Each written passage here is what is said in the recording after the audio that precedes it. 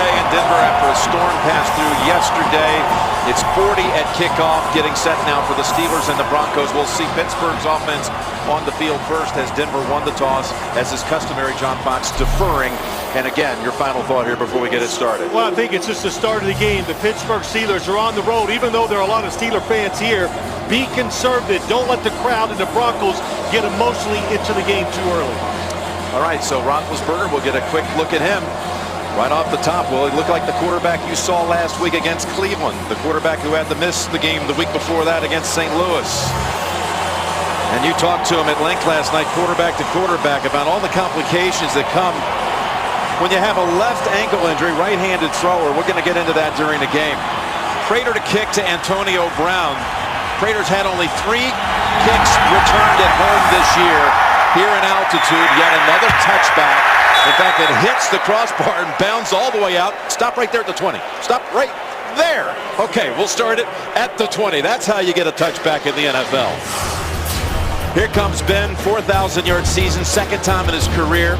He's never lost a road playoff game, but he only had 1 year where he had to go on the road, and that was back in the 05 season, and he won here in the AFC Championship game, his second year on the way to beating Seattle in the Super Bowl.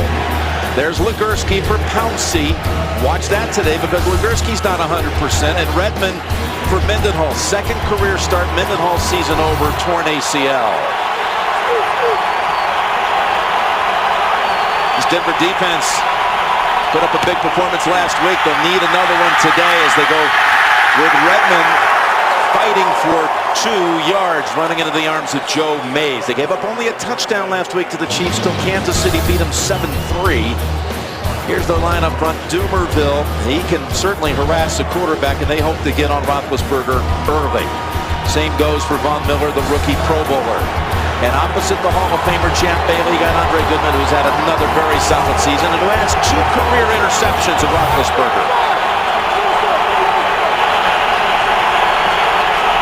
Second down and 8. And they go 5 wides.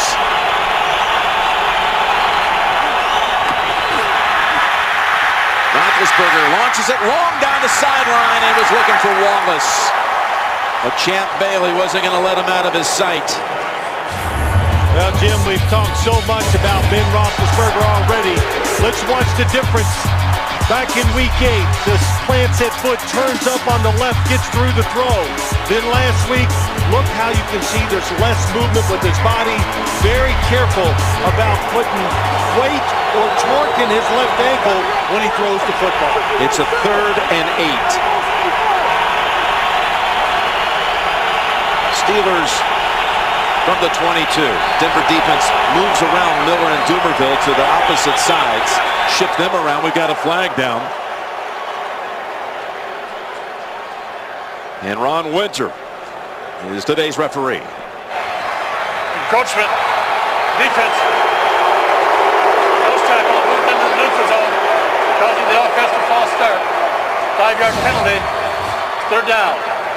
That's number 98, Unrein. Don't forget, when you jump into that neutral zone, if an offensive player moves, that's going to go against the defense. That's a good call. And that call, that offsides or neutral zone infraction, will change the play call for the Steelers in a situation like this. So it's a 3rd and 3, and he's still going to go gun with Redmond by his side.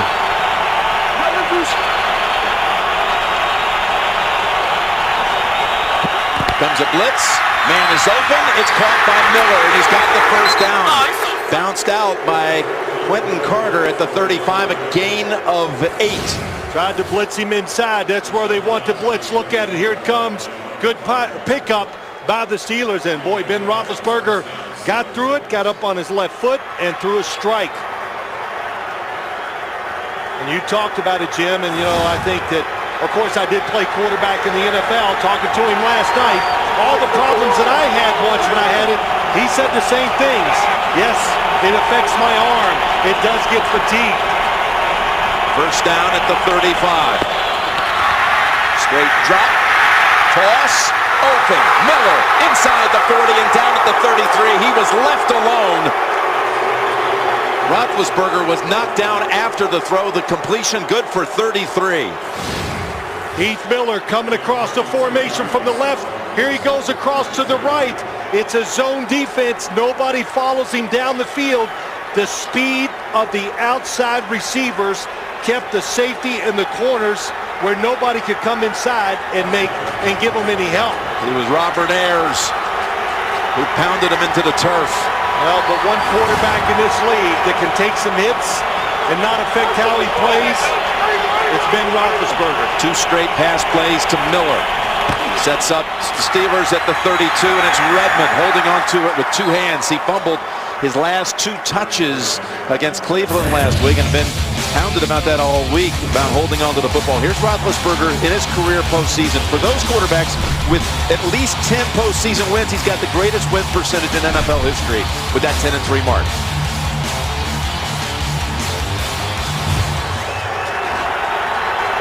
He's had 5 opening drive touchdown passes this year. They're an excellent team right at the start.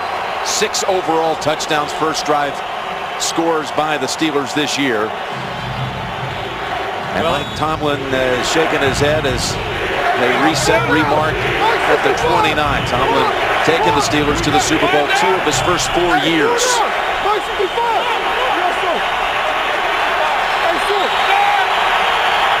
Second down and 7.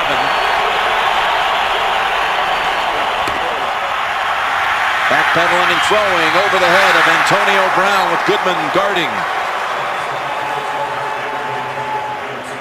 Looked like Brown was open. Yeah, he was, and I think we've seen it a couple throws, even a long throw down the field when he completed to Heath Miller. He's just not 100%. There's no question. So, but the good thing is he's had some experience on how to deal with it, and you make those adjustments, especially when you're talking about throwing the football down the field. 7.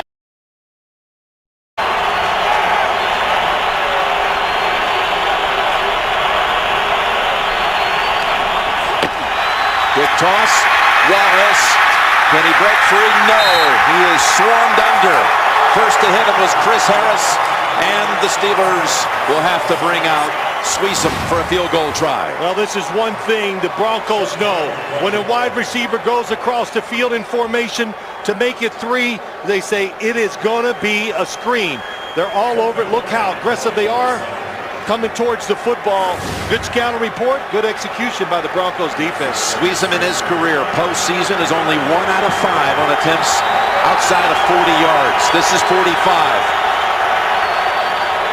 Papanos on the hold, and the kick by Sweesom is good.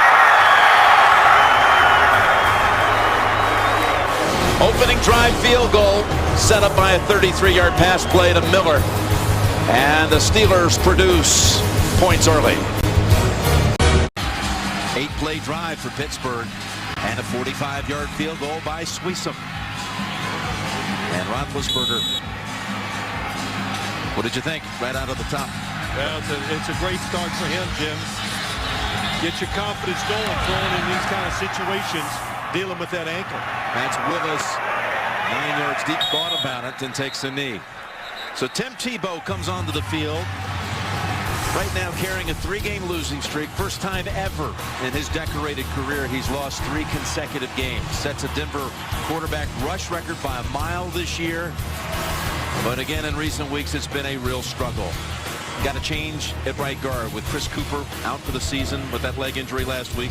Russ Hochstein is the right guard, and there's McGahee, who had his 4th 1,000-yard rushing season of his career. He's the only Bronco, by the way, in uniform today who's ever scored a touchdown in a postseason game. They come out with 3 wides and shotgun formation, and Tebow keeps on the first snap for Denver and manages only a yard. William Gay is there. Woodley also.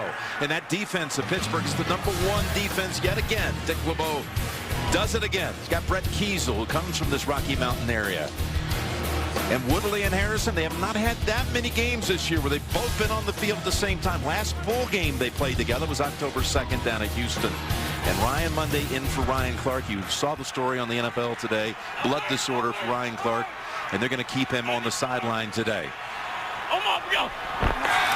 A second down and 9. And the ball is out. fallen on by J.D. Walton. Polamalu came in there and stripped it from McGahee. Jim, you're right. Troy Polamalu, he will guess, but his timing, 43. Watch, it comes across the formation, finds a little gap, and gets that hit along with Monday. How about that? Both safeties that close to the line of scrimmage. Willis McGahee, not much choice. Time he gets the football, gets hit by both safeties. Boy, I tell you, that ball came flying out, and the center, J.D. Walton, second-year man from Baylor, able to recover. So now Tebow pressed on 3rd and 7. Pocket sealed, steps up, and throws it wide of Eddie Royal. 3 and out for the Broncos. Well, the one thing when you watch the Broncos play, Tim Tebow is going to get the time to throw the football. This offensive line, they are excellent protecting. Good job of stepping up. Coverage pretty tight outside. Be careful with the football early. Pretty good throwaway by Tim Tebow. And that's now 20 consecutive drives for Denver without a touchdown. They've turned it over 6 times during those 20 possessions and managed only a field goal. So Britton Colquitt, son of a former Steeler punter Craig Colquitt, sends it 47 yards down the field. Back to Pittsburgh with the ball up 3-0. A little leftover snow from a mild winter storm that made its way through here yesterday. Aerial coverage of the game provided by MetLife. Roethlisberger in Pittsburgh from their own 30.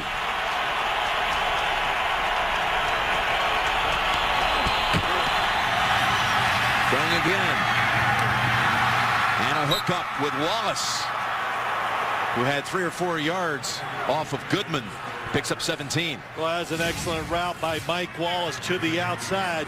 You're worried about his speed, and this is we saw this last week on the other side. It was Dwayne Bowe doing it against Champ Bailey. So the Steelers got some information from that Kansas City offense.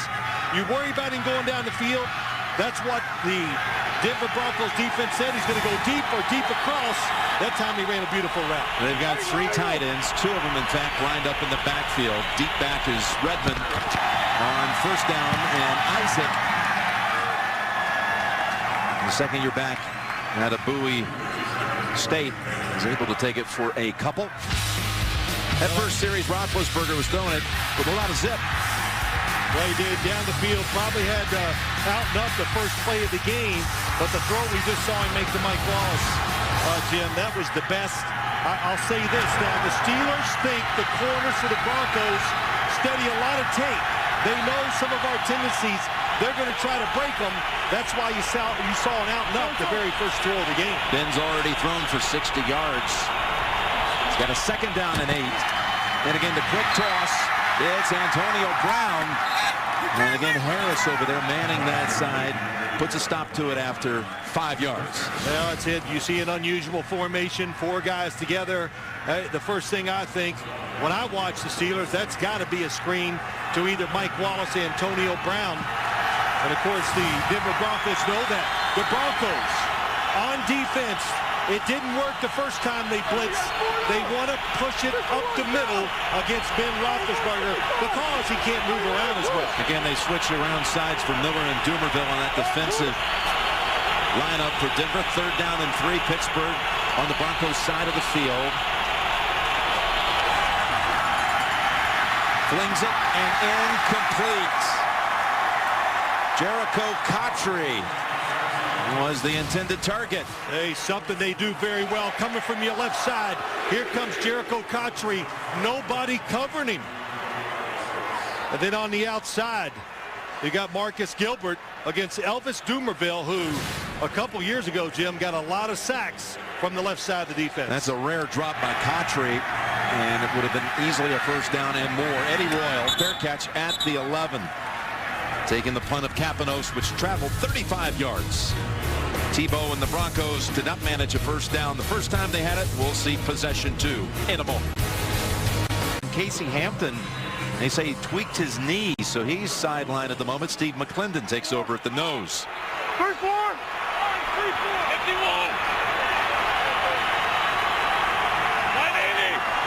First down from the 11. And McGahee, boy, are they getting in on these backs. so rapidly. This time it's Lawrence Timmons knocking it back 2 yards. They're so good up front, the defensive linemen, that at 94, Timmons, you can see that time that Virgil Green, the tight end who's the fullback, not fast enough to get there.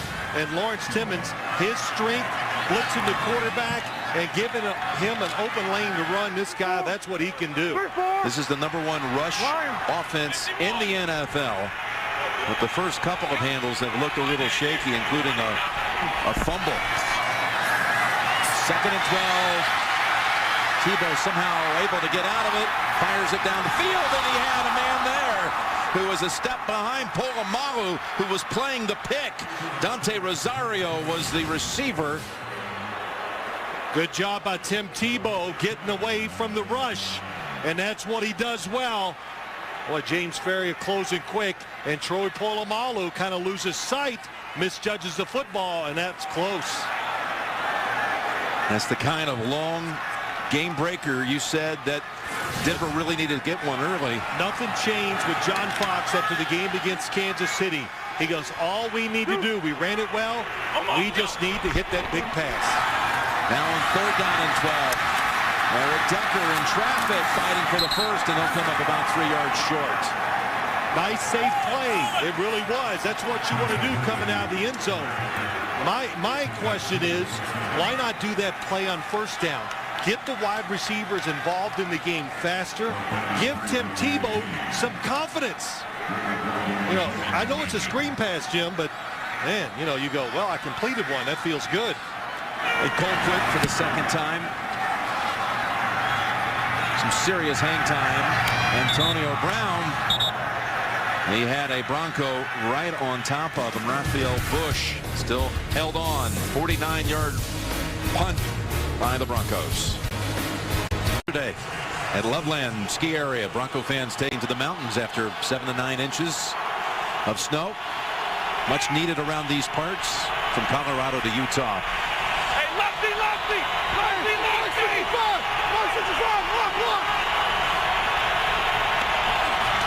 On 1st down, then for the 3rd time he finds Miller, and he picks up 7. Ridden out by Von Miller. Good. It's a blitz by the Broncos defense. That's why Ben Roethlisberger changed the play, and he knows he has one-on-one coverage to the outside. Good job of getting through the football, getting on top of that left foot.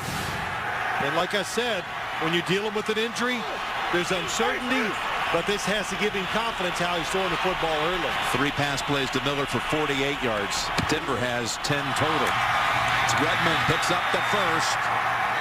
And finally, DJ Williams and Joe Mays tackle him at the 46-6. Picked up on that one. And you can get real-time scores, live video, and breaking news on your phone. To get the free app, simply call ** CBS from your mobile device or go to cbssports.com/mobile. A lot to go on with the Steelers offense. The quarterback hobbled. You know you only basically have one running back, so you got to pace Isaac Redmond. Last week he said to us, Jim, yeah, I got a little tired. You get tired, that might be one of the reasons why he fumbled twice. Come on, move! Gained 92 yards in that game against Cleveland. Roethlisberger down the sideline again and looking for Wallace. It's the 2nd time he's tried that play, but Champ Bailey, as usual, airtight. Well, the one thing you always look for it in these older players, top of the screen, and Champ Bailey, I don't know what training regimen he was under this past offseason, but it worked. He can do it. And Von Miller, you said it, Jim, switching sides, trying to help him because that cast on that right hand, it's no doubt when you watch him play, it affects him greatly. How can you be fast when you got a big cast on your hand and you're trying to run with it? That would be difficult for anybody. A 2nd down and 10. And Redmond's double-step move, and it's effective as Redmond spins for about 9.5. And it was Bruton who brought him down kind of, again, half-yard shy of the 1st. Running behind Heath Miller that time for the 9. Yeah, good job. They like this little counter play. Heath Miller does a good job. Ramon falls to the right guard. And when you talk about Isaac Redmond, all the coaches, they talk to me. Boy, he's tough. They like his talent. And what did he say to us? I'm a one move, take it to the defense kind of guy. I'm not going down with the first hit. That's Redmond. He may get it right here on 3.5 yards. It is Redmond, and he falls, looks like right on the line that he needed. Broderick Bunkley on the tackle. And again, Redmond, just his second career start, and getting the start because Richard Mendenhall last week against Cleveland, season ending right there, torn ACL. And everybody's been talking about Roethlisberger, rightfully so, but yes, what a tremendous loss. You said to me this week you thought Mendenhall was one of the top 10 backs in the league. I don't even think that's a question. I threw that out there to the Denver Broncos, and they went, oh yeah, because he's got power, he has the speed and the feet to get outside anytime he wants. So the Steelers have another first down at the 43. Redmond getting a lot of work now in this series, into the pile for about 3. And you talked about how thin they are at running back. With Mendenhall's season over, you got Noeldi Moore out for this game with a knee injury. They've had to bring in the likes of John Clay off the practice squad, signed another guy this week, Chad Spann. But then worst of all was just this awful tragedy for their running back coach, Kirby Wilson, this week. Right. In a fire at home early Friday morning, 3 o'clock in the morning. He's back in Pittsburgh in an induced coma, and very much on the minds of these Steelers here today. 2nd down and 7.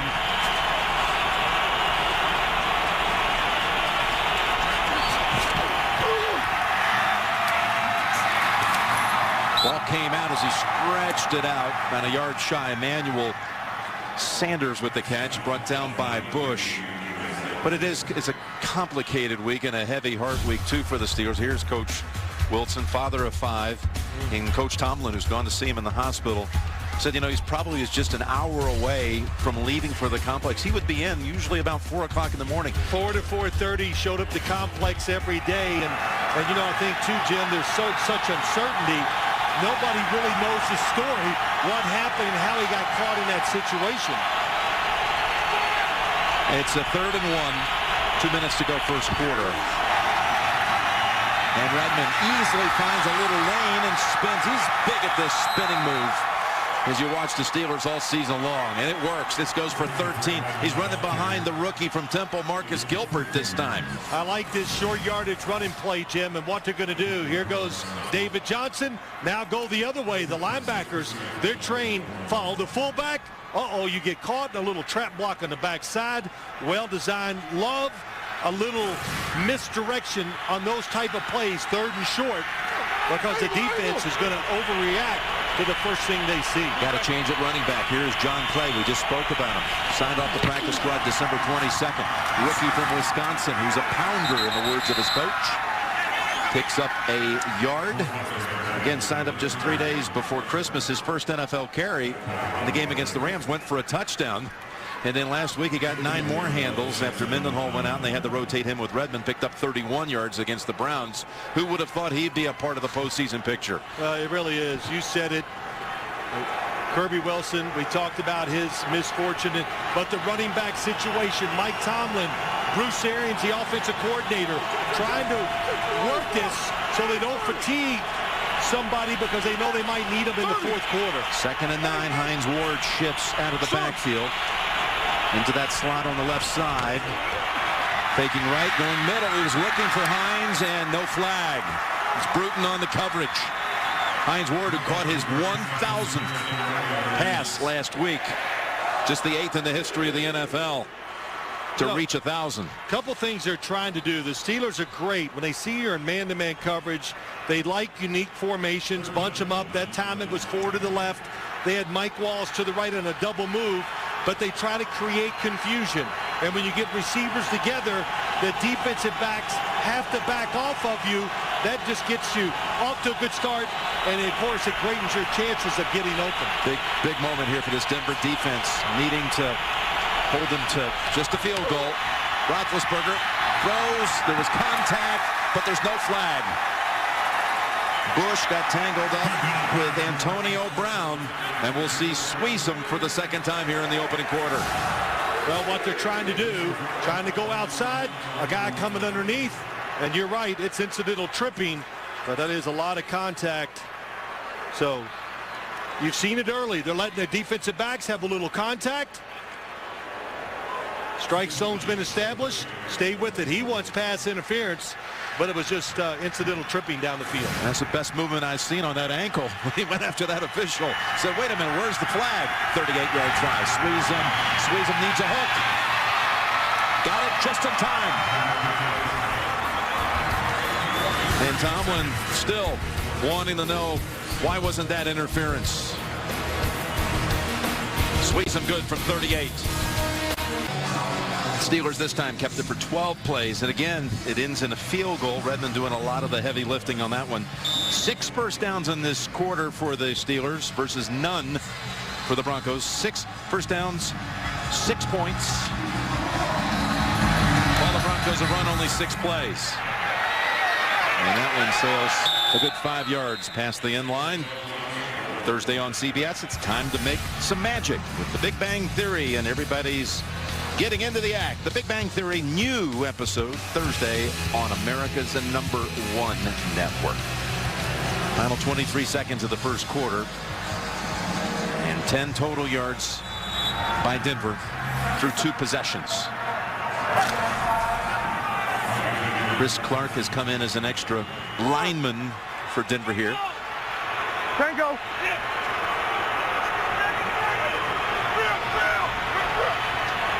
Alert! 94. Yeah. Look how many people near the line of scrimmage. And once again, they have no chance after the exchange. A loss of 2 for McGahee. This time as Polamalu is reading it right every time, as is Lawrence Timmons for the 2nd time in the backfield. Troy Polamalu on the blitz. They're playing run all the way. Nobody back even worried about the pass for the Steeler defense. So that means Denver ends up with 8 total yards in the quarter. 6-0 Pittsburgh after 1, and you're watching the NFL on CBS. The one-sided first quarter numbers, but it's only 6-0 Pittsburgh. NFL on CBS continues. Our executive producers Sean McManus and Harold Bryant, and Sparrow and Mike Arnold in command here on site. Jim Nance, Phil Simms for the calling of the Broncos and Steelers. And let's see if Tebow can manage to move Denver on 2nd and 12. Fires it, has the completion. Ball is out. Decker just pounded on the completion. He was walloped by Monday and Harrison. They're calling it on the field a catch for 20 yards. It's a zone defense. James Harrison watching the quarterback. He sees the completion, goes inside, and gets the hit low on Eric Decker. So the ball popped out, but that was once the ball hit the ground. So it's going to be a 20-yard completion and an injury timeout. Mike Tomlin challenging the play on the field that it was a fumble. Decker limped off with a knee injury. Pittsburgh was challenged a ruling on the field of a completed pass. You'll see a sequence of replays. It's very close. Decker hit low by Harrison, and was the ball squirting out before the elbow hit the ground? That's the question. Well, let's just watch it, Jim. Harrison on the hit. Is the ball moving out as it goes down and turning? Very close. You know, if you're going to judge it that tightly, I don't think they will. I think it's going to be down by contact. So you see the back of that football. It does move, but of course it is allowed to move in the process of the catch. And by the way, there seemed to be confusion instantly on the field. The ball was, this is something that's important because you have to have evidence the ball was recovered, and Monday will pick up the ball here. You know, the other thing is, and I don't want to, you saw James Harrison been fined many times for high hits. And this time he comes in low. He went down low, and that's one thing you got to worry about a little bit. Yeah, we're going to protect certain parts, but all of a sudden these defenders, they'll start, well, okay, we'll hit them below the waist, and that can be just as dangerous as we saw. Boy, Eric Decker, who fought injuries all of last year, and he gets hit in the side of the knee right here by Harrison. Well, there's no doubt when you see Eric Decker going to the ground, the football does turn in his hand just a little bit. The back end of the football, you could see it turn as he goes to the ground. It's spinning. Yes, but I don't know if that's going to be enough to rule it a catch and a fumble. Well, it's a really significant ruling coming up here, because it's either going to be a 20-yard pass play or a takeaway, and Pittsburgh would be set up at the 39 of Denver. So Ron Winter has made his decision, and now will share it with us. After review, the receiver did not maintain control of the ball throughout the process of completing the catch. Therefore, it is an incomplete pass. Please reset the game clock at 14:56. Well, there you go. It's ruled an incompletion. Third down. Pittsburgh is not charged with a team timeout. Well, we covered everything that's right. 2 feet on the ground. No time has really elapsed in there, Jim, for him to show complete control of the football. Then once he goes to the ground.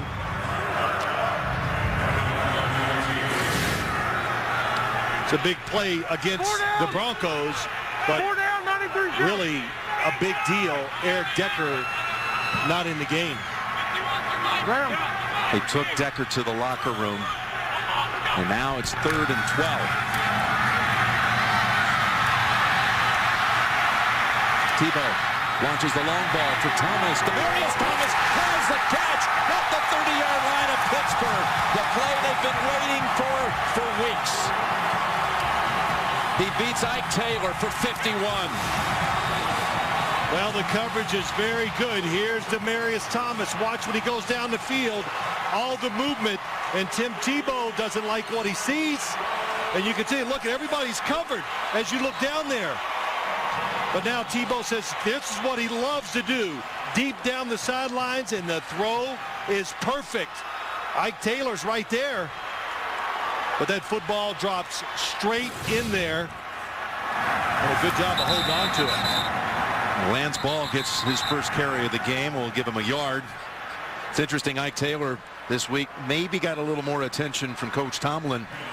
He was warning his defensive backs that Denver can lull you to sleep a little bit. You get a sense of comfort. We can't afford to give up a long ball because we know they like to go deep several times in a game. That's exactly right. And he said it, you stop them, and all of a sudden one guy gets behind you, and we're losing the football game. Denver reporting to us that we will not see Decker again in this game with the knee injury. From the locker room, 2nd and 9. And Tebow going to the end zone, and the ball is caught by Eddie Royal. Was he in? Yes! Touchdown Broncos!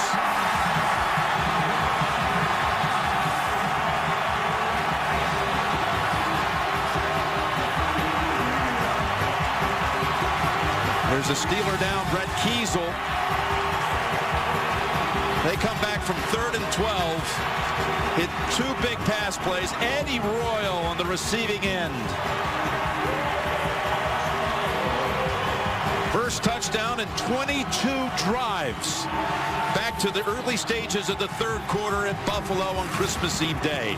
Well, you talked about the one thing that Tim Tebow likes to do the most, and that is just throw it long. It frees you up. There's no decision to make. And that time you could see William Gay, number 22, playing the situation a little too much, and he lets the receiver, Eddie Royal, get by him, and a very good throw by Tim Tebow.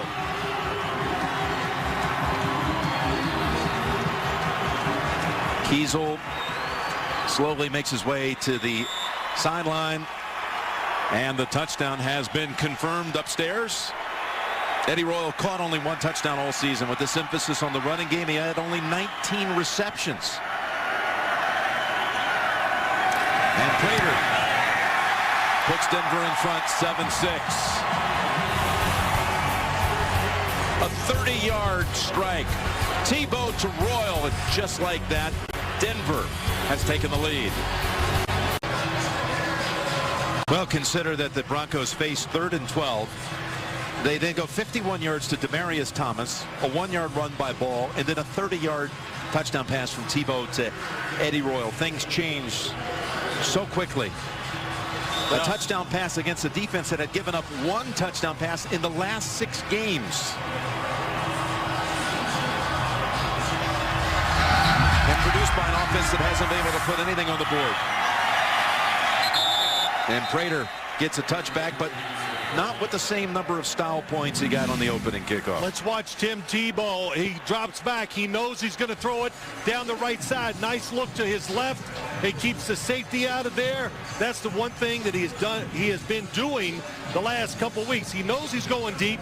Nice move by Eddie Royal. And the speed, you can see it, but make sure the safety can't get over there and help him. James Harrison on the outside. Brett Kiesel, 99. I don't know what happens, but he falls right to the ground. And of course, that'll give Tim Tebow tremendous confidence and John Fox to stay with his game plan.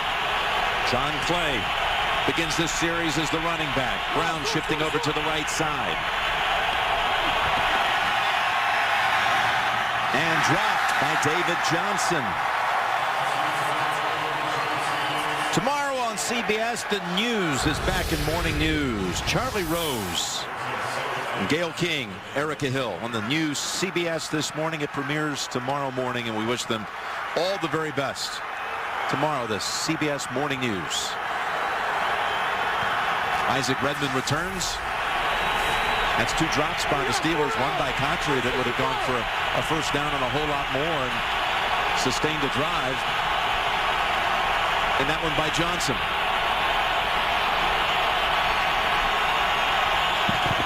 Fake the draw. Roethlisberger, he wants a long ball of his own. Looking for Wallace, who has it at the 30 of Denver. I didn't think Ben Roethlisberger saw it in time where he's going to get it there. Mike Wallace just going to run right down the middle. The safety split. And watch how long. Boy, Mike Wallace, you've got to touch him at the line of scrimmage. When you don't hit him, look how fast. Look at the pressure he puts on the safeties. And there's no way you're going to run with him down the field.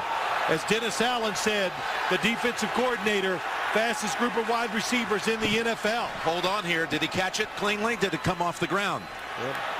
I'm listening to the crowd noise. Denver is challenged a ruling on the field of a completed pass. So 52 yards if it holds up. 1 yard longer than the one to Demaryius Thomas. And there is a challenge. Roethlisberger, Wallace, Bruce Arians, they're on the sideline waiting for the ruling on the pass play to Wallace that measured 52 yards. Is there a little bounce off the ground here? Ball does slip down a little. Look at the left forearm. Does look like it's on the ground there. And then you see the left forearm go under. Tight call. After review, the receiver did not have control of the ball. You take those 52 yards, 20-yard line. take them right back and make it 3rd and 10. Please reset the game clock to 13-14.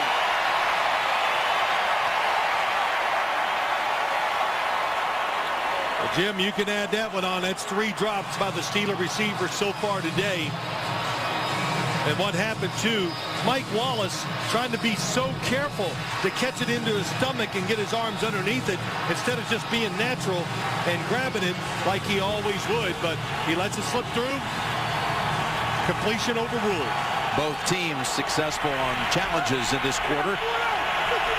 Second quarter is usually been a disaster for Denver this year. But they have a touchdown on the board in this quarter today. And 3rd and 10, and Roethlisberger anxiously resets. And play is dead. I thought I saw a flag. Incomplete instead. Sanders was the target. Great job. He changed the protection, and they're trying to get those rubs. You saw it. And this time, Ben Roethlisberger kind of leans back on his right foot, and it makes him overthrow the pass to Sanders. Barely beat the play clock, but did, and it's another incompletion. Papineau's kick to Eddie Royal, the touchdown maker for the Broncos. And he has stood up at the 28 by Ryan Mundy. 62-yard punt, 10-yard run back. Tebow's reaction to the challenge being won by the Broncos, and he leads it, his side 7-6. And the injury bug continues to mount for Pittsburgh. Kiesel, groin injury, questionable to return. Hampton has not come back since tweaking a knee right at the start of this game. Well, we have a totally backup defensive line when you look at it, Jim. Aaron Smith, they lost a while ago, but Kiesel, Casey Hampton, those are the three starters. And you're looking at Cameron Hayward, their rookie first rounder out of Ohio State, taking the spot of Kiesel. Four down.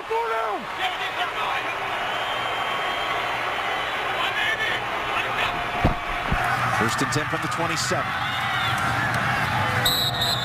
And that time it's good for about 2 for McGahee. Dick LeBeau continues to bang out the hits, doesn't he? Well, 74 years old. Of course, he came in last night to talk to us. I said, well, Coach, how about the option? Have you dealt with it? And he goes, it's a good thing about being old, Phil. I've seen it all. And he goes, yes, even when I was a player, I dealt with the option, and that was with Bobby Douglas back with the Chicago Bears. Had a tough time, taught his guys the option all week. He says, guys, don't fall asleep. The base runs where they line up like this and running at you, that's what Denver does well. Play fake, 2nd and 7. Tebow down the field. Thomas has it in stride. Tries to get away from Taylor. Cuts back twice on him and takes Taylor with him to the ground at the 13. He beats Ike Taylor for another long one. This time 57. Here's what you worry about. Thomas comes down, makes a little move, then takes off. So watch Ike Taylor. Everybody else is up because they're trying to stop the run. That was some nice move that Demaryius Thomas makes. And now you're chasing. Good job of tackling before he scores the touchdown. This is what they do so well, the Denver Broncos. They have a lot of ways to throw the football down the field. And John Fox, give him credit, says we're staying with what we've done this year. Officially goes for 58 yards, which is the longest pass play of Tebow's 2-year career. And for Thomas, that's 2 catches for 109 yards in this quarter. Denver's called a timeout here, Broncos. Yes, Denver called. Here's what you worry about. Last week we saw the Kansas City Chiefs. They had the corners that could match up and take the pressure of covering one-on-one outside all week. Everybody has said it. All the experts said it.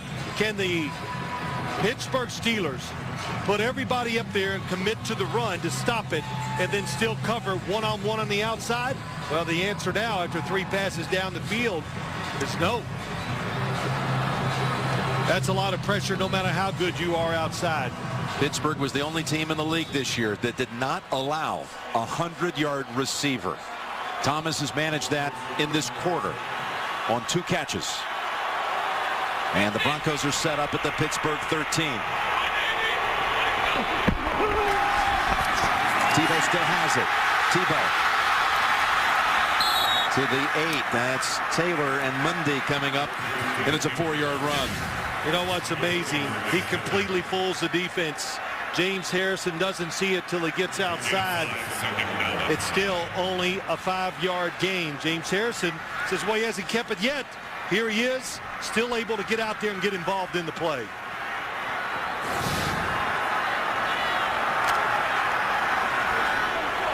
Four down.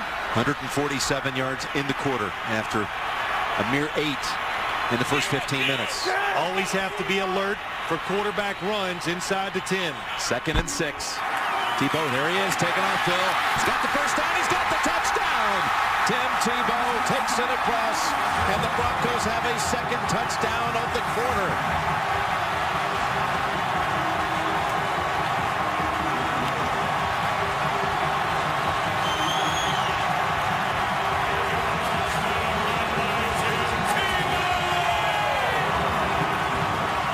Just as you called it, Phil, Tebow, that was the play call all along, and running behind Zane Beadles and Orlando Franklin. 8 yards and a touchdown.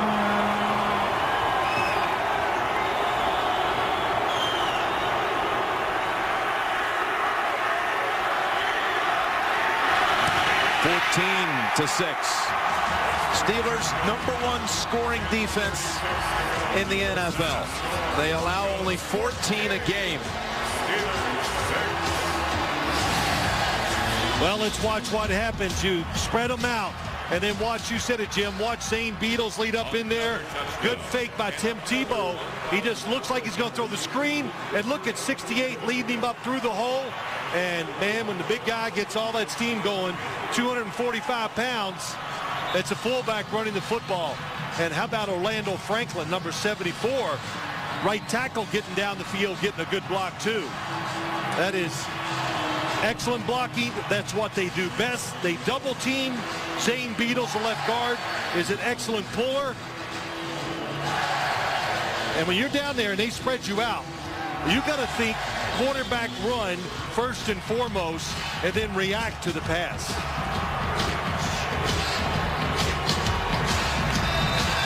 It's the 7th time this season Tebow has thrown a touchdown and run for a touchdown in the same game. Well, when we talked to Tim Tebow on Friday, you said it, Jim, and we talked about it, how relaxed the team was, that he was. And his one comment to us, he goes, gosh, I just wish they'd let me get in the game and be myself. And, of course, what he means by that, I want to throw more, I want to run more, I want to run the offense that I ran down in Florida. He really felt in the Kansas City game that he never got in rhythm in that one. Well, he didn't. There's no doubt about that. He's a 6 for 22 throwing. Different story today. 14 points in 2 minutes and 48 seconds. He's trying to do it again. I don't know. I'll give the other one a 10 that bounced down to the 20. Not as many style points on this one. NFL Films. They call it the playoffs. You'll see the coldest, the dirtiest, the longest, the greatest playoff games ever. Steve Sable's crew from NFL Films will have that special for you next Saturday on CBS 2:30 Eastern Time. Congratulations to Steve. We send him best wishes. Just recently inducted into the Sports Broadcasting Hall of Fame last month in New York.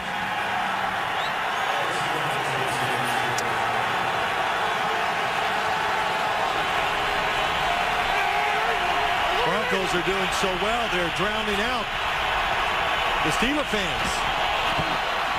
It's Redmond. Again, he spins out for a gain of 3. It looked like a no-gainer, but was able to pick up a mild gain. Well, look at Tim. Boy, I tell you, Tebow, he's...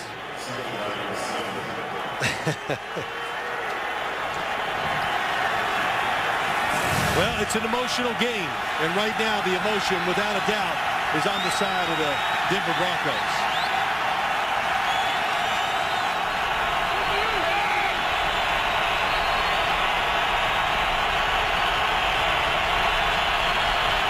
Second and 7. Dumerville and others come crashing in. It's Ayers who got to him. And that left ankle has been re-aggravated again. Dumerville makes him step up. Oh, man, and it's Robert Ayers who just, Max Starks gets him going backwards. Maybe Starks gets tripped by another offensive lineman, but they just run him over for the sack. Roethlisberger stays out there. Ayers, who's lined up against his old college roommate, Ramon Foster, back in the days at Tennessee. And Roethlisberger and Pittsburgh call a timeout.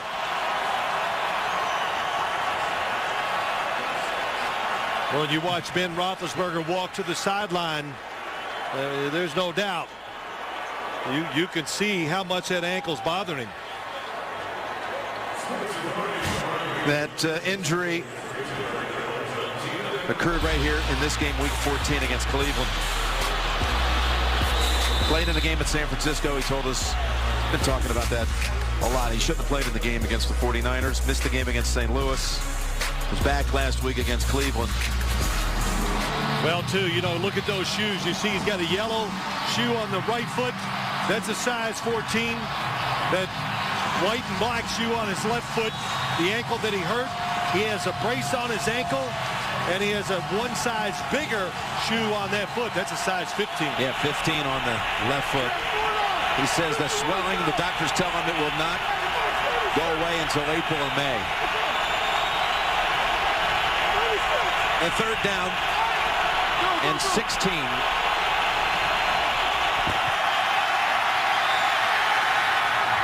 He's intercepted.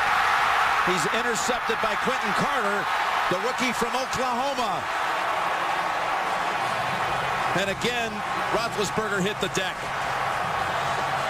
The fact that he can't move, what happens is that he's going to take some chances throwing the football. It's a three-man rush. Watch him hug up. And as they do, Ben Roethlisberger, here he comes right into him, knows he has to throw the football before he wants to. He's a little off target, and it leads to an interception. Look at that, DJ Williams. He waited. Now Roethlisberger lets it go because he wants to protect himself. The coverage down the field, very good.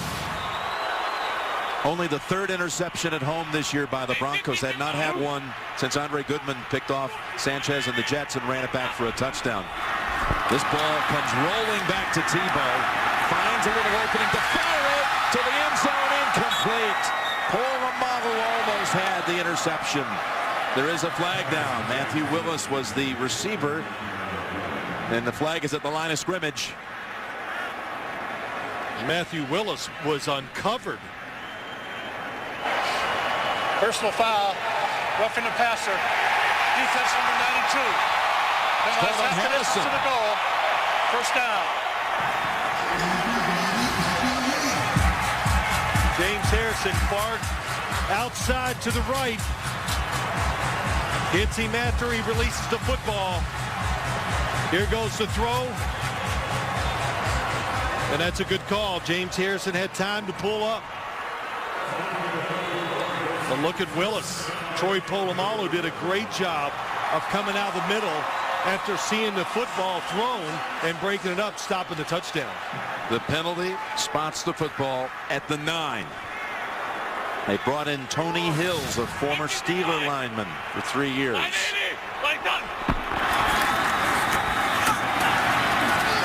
Harrison has hold of McGahee. Pickup of 1. So they're bringing in extra offensive linemen, the Denver Broncos are, because, you know, John Fox kind of laughed at us and he goes, hey, Lamar Woodley, James Harrison, those are pretty big outside linebackers. I don't think I want my tight ends trying to block them all day. Good strategy by Mike McCoy, the offensive coordinator.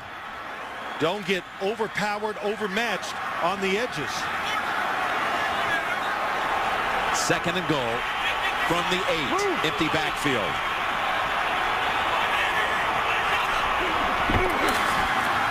Pass to the flat. It's Eddie Royal. And he squirms to about the 2, maybe the 3. Boy, really well done. Eddie Royal, so valuable, I think, to this offense.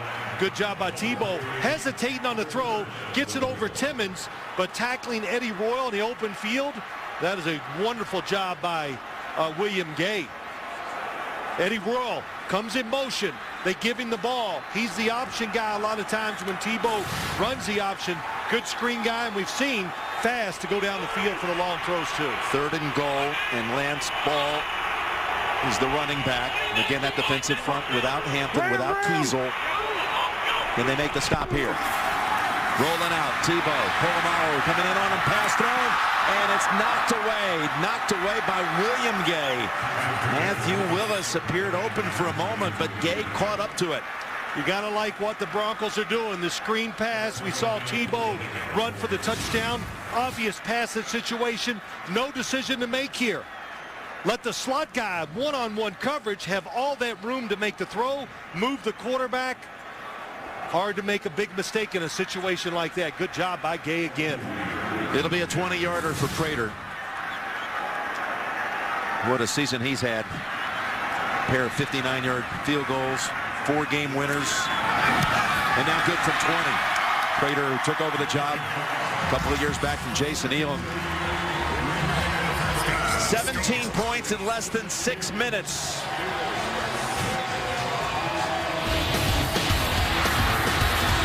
Well, this is the offense that the Denver Broncos envision.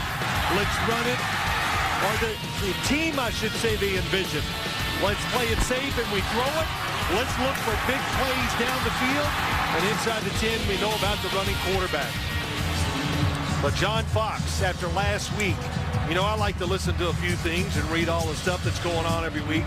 And everybody said, hey, the Broncos have to open it up. And I'm not saying I wouldn't have been one of those guys, but we talked to John Fox. He goes, I asked him, you going to change this week, Coach? Get Tebow in the game, give him some easy throws? No.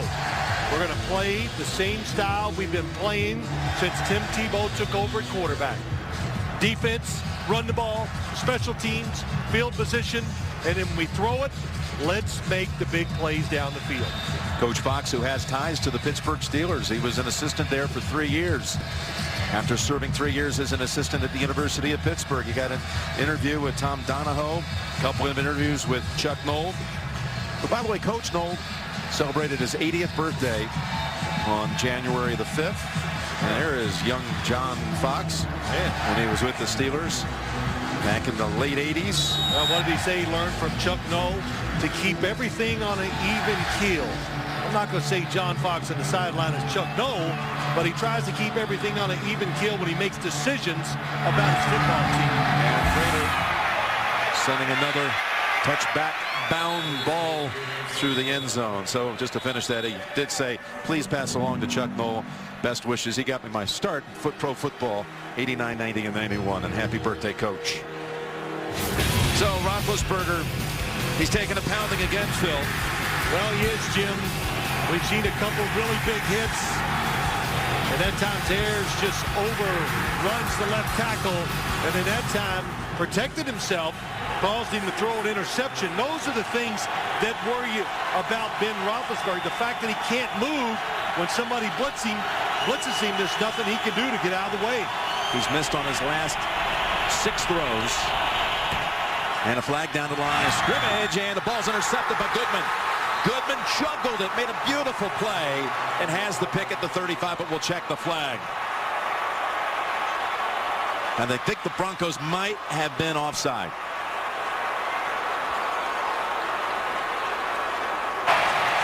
Offside. Defense number 92. 5-yard penalty. Repeat first down. Elvis Dumerville, number 92, closest to us on the screen. He falls forward, gets into neutral zone. The interception happens. Andre Goodman and Ben Roethlisberger, I don't blame him. Be upset. The receiver stopped. Let the defender cut right in front of him.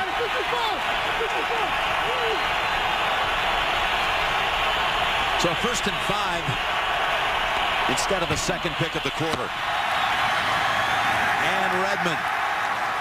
2 Broncos had him for no gain, but he manages to pick up 1, maybe 2. Thursday on CBS, gather the family for the new comedy Rob, starring Rob Schneider and Cheech Marin. It's premiering right after a new Big Bang Theory, only CBS. No huddle for the Steelers, and it looks like the Broncos got jumpy again.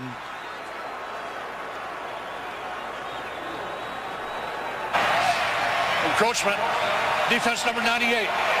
5-yard penalty that results in a first down. Yeah, that's the 3rd time that defense has done that. McBean a couple of occasions.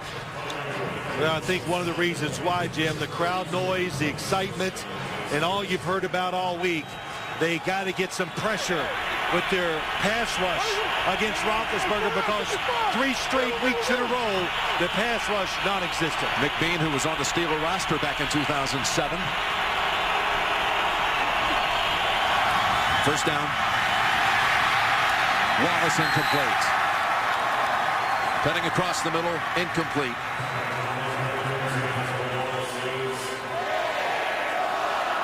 Well, that's a really good job. The pass rush, very disciplined. They keep everybody in front of Roethlisberger. So in other words, he wants to run, nowhere to go. Stay in your rush lanes. Don't get behind the quarterback. So Roethlisberger misfiring on his last 7. That's the longest postseason drought of his distinguished career. Stay on the ground. Redmond. Early contact. No gain. This time it was Hunter along with Mays to make the hit. I think what we're seeing in this game right now, the emotion for the Broncos. We're seeing Ben Roethlisberger, that ankle does not have the ability to move, to make the plays that the Steelers are so used to. And maybe most importantly, haven't seen any wide receivers for the Pittsburgh Steelers just run away from the coverage guys outside. 3rd and 10. And a timeout by the Broncos.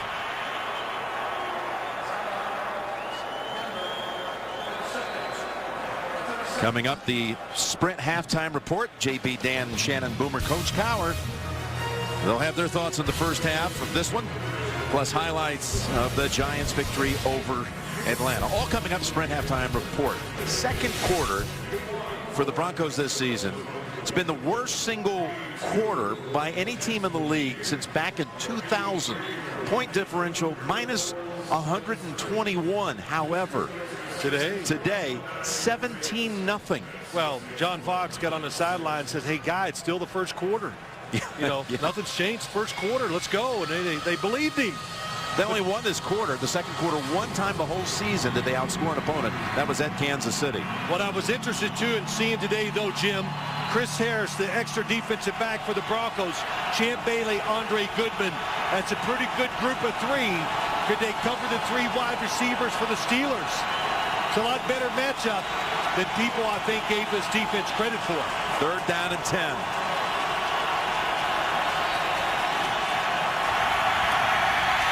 Again, more pressure. Open man is Wallace.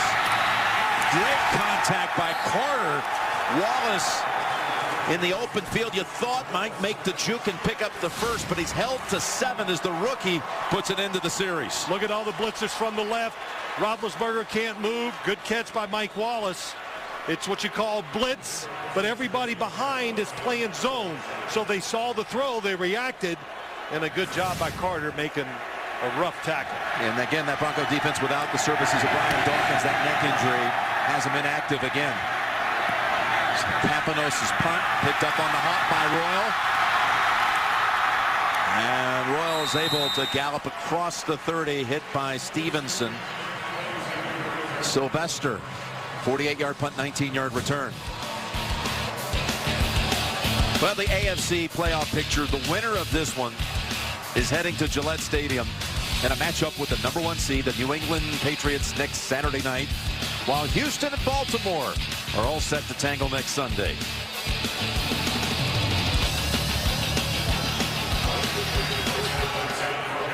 On the NFC side, Giants at Green Bay, New Orleans and San Francisco next weekend. So 5 minutes to go, first half. The Broncos go up the middle with McGahee. McGahee's had 10 career matchups against Pittsburgh. Many of those coming in the double matchups each year with Baltimore. He's had 5 starts. He's never had a 100-yard performance against the Steelers. The biggest rush performance he ever had was 79 yards when he was a member of the Buffalo Bills going against Pittsburgh back in '04. I'm trying to think when the last time the Steelers did not have a good run defense, Jim. Actually, this year you go, wow, this is a down year for their run defense. It's only 8th in the NFL. It matched up with a #1 pass defense. #1 overall defense. Rolling out. Lobbing it down the field. Open man at the 35. It's his tight end, Daniel Fells, and they've hit another long one in this quarter. This is a play that they put in that they couldn't wait to run. Here comes Fells. Usually the tight end goes all the way across. He comes across, breaks up the field. It's a new look, so they're not ready for it. Troy Polamalu jumps the in cut. That's what they were counting on, that he would overreact, look to cut off the receiver going across the field. You saw Fells watching Troy Polamalu and made the move up the field. That was excellent play design and tremendous execution. And it goes for 40. Tackled by William Gay at the 25. And a whistle. You know, Tim Tebow came into our room on Friday. Delay a game. Offense. 5-yard penalty. It remains first down. And you remember I said to him, I said, hey, when am I going to see some of these plays I've been watching in practice for the last month in the game? Because we saw this play, we see some of the flea flickers, everything. Well, today we're seeing him finally. By the way, we were at practice on Friday. All you've been reading about all weekend is how he shared snaps with Brady Quinn in practice on Friday. Wasn't the same practice we were watching, was it? I saw Brady Quinn take 2 snaps, which apparently is what he does every Friday afternoon. But First and 15. Up the middle, stretching it out, trying to get 6 out of it is McGahee. And James Ferrier gets credit for the hit. But I've watched all the plays, Jim, that go against the norm. Just like the one we saw to Daniel Fells. The tight end always runs across the field on the play action where the quarterback boots to the other side. Well, Troy Polamalu diagnoses it. He reacts. They were counting on that, and they got a big play out of it. Inside of 3 minutes. In the second quarter. And a second down and 9. Big running lane. First down at the 12.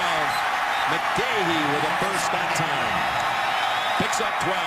This is a big, aggressive offensive line, and they can wear you down. And that time what we saw, McClendon couldn't get off the block. The linebacker, Ferrier, misses it, can't make the tackle. So they keep running the football. Troy Polamalu getting the tackle on McGahee, but they run it so much, it can tire defense out. Clock's going to run down to the 2-minute warning. And Denver has a 1st and 10 at the 13. Leading it 17-6. And you're watching the NFL on CBS. The legend and the executive vice president of football operations of this week implored Tim Tebow, pull that trigger. Well, he listened. He's pulling the trigger. And the opportunity is there. They are making the pass plays, no doubt about it. At the 2-minute mark of the second quarter. First down from the Steelers' 13. McGahee tumbles to the 10. William Gay on the hit. You brought something up I thought that was interesting this week. Everybody in the NFL, when you play the Broncos, you go, okay, we're going to get up there and stop the run. And you talk about it and all that. And Jim, you said it. They talk about it and look at it. Last week, Kansas City, that's all they talked about. And they still gave up well over 200 yards rushing. This offensive line, they are an excellent run-blocking group. They're aggressive, and they're athletic. That's why they can get it done. And going against a depleted defensive front with Kiesel and Hampton both already heading to the locker room. And Clark out today as well. Second down and 7. And Tebow guns it at the 5. It is dropped by Thomas. A rare drop by the second-year man out of Georgia Tech, a first-rounder a year ago. His rookie season was pretty much washed away with an Achilles injury. Did he take his eyes off of it? Bottom of your screen, here comes Troy Polamalu. Doesn't look like it, just dropped it. And when you got Polamalu in your vision, in your sight line, you know he's close. You don't see that drop ball a lot more often. But it's a 3rd down now. It's different, 3rd and long. Still, you got to think run if you're the linebackers here trying to defend this.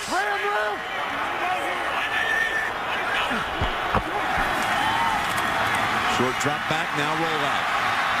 Tebow in trouble, throws it away. He had Harrison breathing down on him. That was a big stop for the Pittsburgh Steelers. Well, these last 2. Yeah, 2 of them in a row, and the coverage down the field this time, it's excellent. Watch the 3 wide receivers trying to go across, nobody open, and then a good adjustment once they all change their route. Steelers ready for it. Yep, like Taylor, good coverage that time on Thomas. Prater, middle of the field, 28-yard try.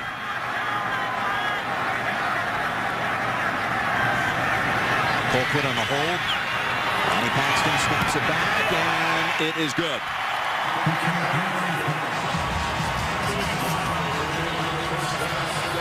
So the Pittsburgh defense keeps him out of the end zone on 2 deep penetrations. But Denver is up now 20-6 with all 20 coming in this quarter. How about a reversal here? If this was the other way around, we always say, can the Broncos come back? Now, when you look at the Steelers, Boomer Esiason said it in the pregame show. When they're on the road, look at their last few weeks. They are struggling to score points, and now they got a quarterback that's pretty immobile. This is a tough undertaking for the Steeler football team. Well, you mentioned Boomer. We'll be interested in hearing his thoughts, along with JB Dan Shannon. Coach Coward will be heading back to the Sprint halftime report shortly, plus their take on the Falcons-Giants game from earlier today, all coming up on the Sprint halftime report. You saw John Elway a moment ago. Roethlisberger wears number 7 because Elway was his idol. Yeah, he wanted to be a quarterback who throws it down the field, and of course the mobility, there are similarities there, no question. He wore the number because I admired, he said, his huge arm, his ability to scramble, and his competitiveness. I think those are all attributes that Roethlisberger certainly carries as well. As Prater, and again it's back out to the 20. First quarter belonged to the Steelers, and it could have been greater than 6-0. Just a pair of field goals, but then the Broncos got the 30-yard touchdown pass to Royal. Tebow from 8 yards out, then an interception, setting up a Prater field goal from 20, and then another one from 28.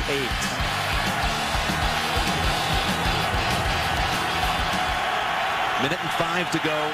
Steelers have 2 timeouts.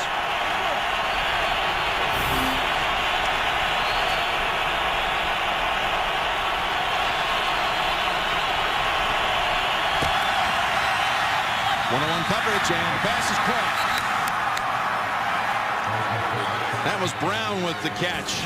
Goodman was in tight on him, but the perfect throw, and well done by Brown as well. 25 yards. Well, Ben Roethlisberger's missed a couple of them today down the field because he's trying to throw it soft and lay the football in there. That time, to heck with that.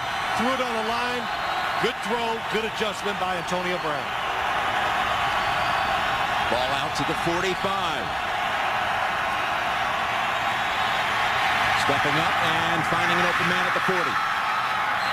And falling at the 38. It is Emmanuel Sanders, who, according to Coach Arians, is as healthy as he's been all year long. He battled a foot injury late in the year. Picks up 17. Timeout called by the Steelers, leaving them with 1. This is probably the favorite play when you look at it here. Emmanuel Sanders going to go in the middle. Not sure where he comes from. They cross underneath. 2 crosses underneath. They cover it. So look at there. Everybody looking underneath, and there Sanders just hooks up in the middle. The Steelers love this. They do it very well.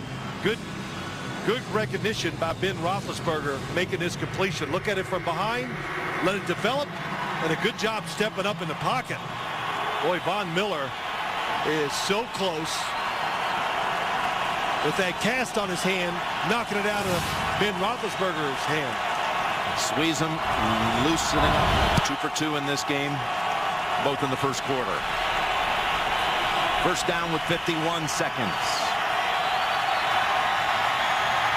Got time, got an open man. It's Sanders, short gain. Stops the clock at 45. Picks up just 6. Jim, you always hear me say it. When you're playing a quarterback, even a quarterback that's limited right now like Roethlisberger, a veteran, you rush 3 guys, they know it, they take their time, they make good decisions, they deliver strikes.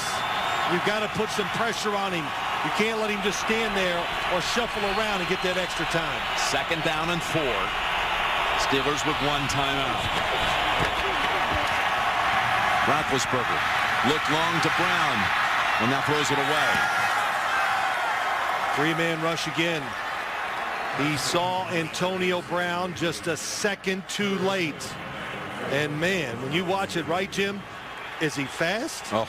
Now this Andre Goodman tells us, hey, I'm a track guy. I'm ready all year round. Yeah, he stays in shape all year by just running sprints. And then Antonio Brown went flying by it. There's Bruce Arians trying to come up with the answer in a situation like this. An incompletion from here would mean about 52 yards for Sweesom. 51.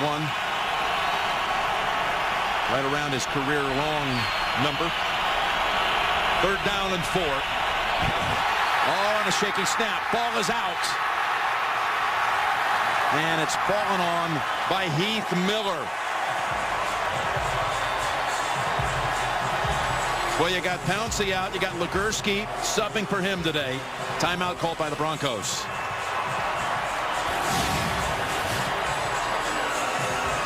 It just comes so fast. Could be for the fact that there was a defensive lineman on Legursky right there. I don't know what he was worried about. It was another three-man rush, but it's a good job recovering it. By Heath Miller. Heath Miller, excellent job. That is tough when that football is bouncing around. And Jim, good timeout by the Broncos. Otherwise, the clock goes down. The Steelers could have waited and said with 3 seconds to go, they could have called a timeout and tried to throw a pass or something down the field on the last play of the first half. And that lost 23 yards. Very good strategy by John Fox. Ben calling Pouncey his security blanket. Loves Legursky, who subbed for him in the Super Bowl. And what's happened also with a healthy Pouncey, having Legursky on right guard. Not the case today. Sliding up to make the catch. Dangerous moment there for Eddie Royal. But has it at 23 seconds. 39-yard punt by Capanos. That was a big snap. That's, as you can see, the Steelers, they're going to have a hard time generating points. And that 3, or the chance at 3, just another opportunity lost for what they're doing. Expect anything here by the Broncos, who have hit 4 pass plays of 30-plus yards in this half? Well, if it's me, I'd kneel on the football. That's what they're going to do here with Thomas back deep. And then, by the way, they're going to receive the second half kick. They did defer. So they go to the locker room with a 20-6 advantage.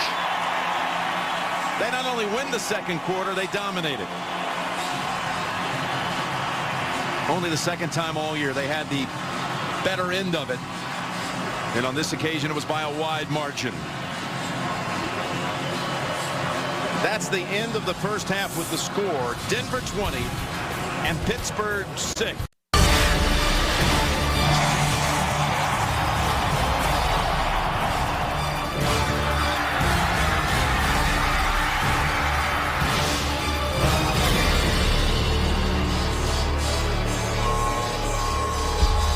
Well, a 5-star performance by the Broncos in that second quarter to lead it 20-6. Let's take a look at the Droid Razor play presented by Motorola. It was the Broncos' touchdown. Just 2 plays after Tebow found Demaryius Thomas for 51 yards. It was 30 yards to Royal to take the lead at 7-6. And that lead has swelled now to 20-6 as Sweesom gets ready to kick it toward Matthew Willis. The tale of the 2 quarters. The Broncos managed only 8 yards in that first quarter and no first downs. The most points in that quarter in some 64 games for the Denver side. And this is not going to be returnable either. So, as we get the third quarter started, you could hear the guys back in the studio. Some of the thoughts about the second half. What do you expect here? Well, I did hear their thoughts, and, you know, did you ever think we would say this? You know, if the Steelers can hang in there, how about that? Right. And I really mean that. The defense, 2 big key injuries again here in the first half, and the fact that we've seen their offense struggle, getting open. You know, the guys talked about in the studio, they're not shaking loose. And Roethlisberger cannot move at all. It's a handoff up the middle. And that is McGahee for 5. Roethlisberger threw it 23 times in that first half. Was picked once by Carter. Tebow had 5 completions. You're going against a defense here that gave up the fewest 20-yard pass plays in the entire league. But he had 4 throws that went for 30 plus, including 2 over 50 to Thomas. And wide open on the pitch to McGahee, and a first down bumped out by Monday. And as you look down on the field, the Steelers come out here third quarter again without Kiesel or Hampton on the field. Good job down the line of scrimmage. James Harrison, he's caught, and a good block on the outside. They get Lawrence Timmons knocked down. And the Broncos are one of the few teams, they look at the pictures, they know they're going to be confused by defenses. They come out because they're going to play them differently because of the option. They make adjustments at halftime. I think we just saw one right there. McGahee now 41 yards on 11 rushes.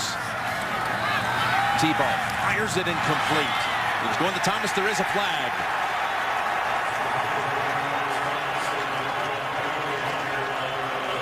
Well, Jim, there was one of those throws where he did not hesitate. He let it go. And the coverage was tight, too. Holding. Defense, number 24. 5-yard penalty and a first down. It's been a rough day for Ike Taylor. It has on the outside. That's Thomas. Good job of coming inside. He had that right hand on Thomas. He pulled him, and it was a good call.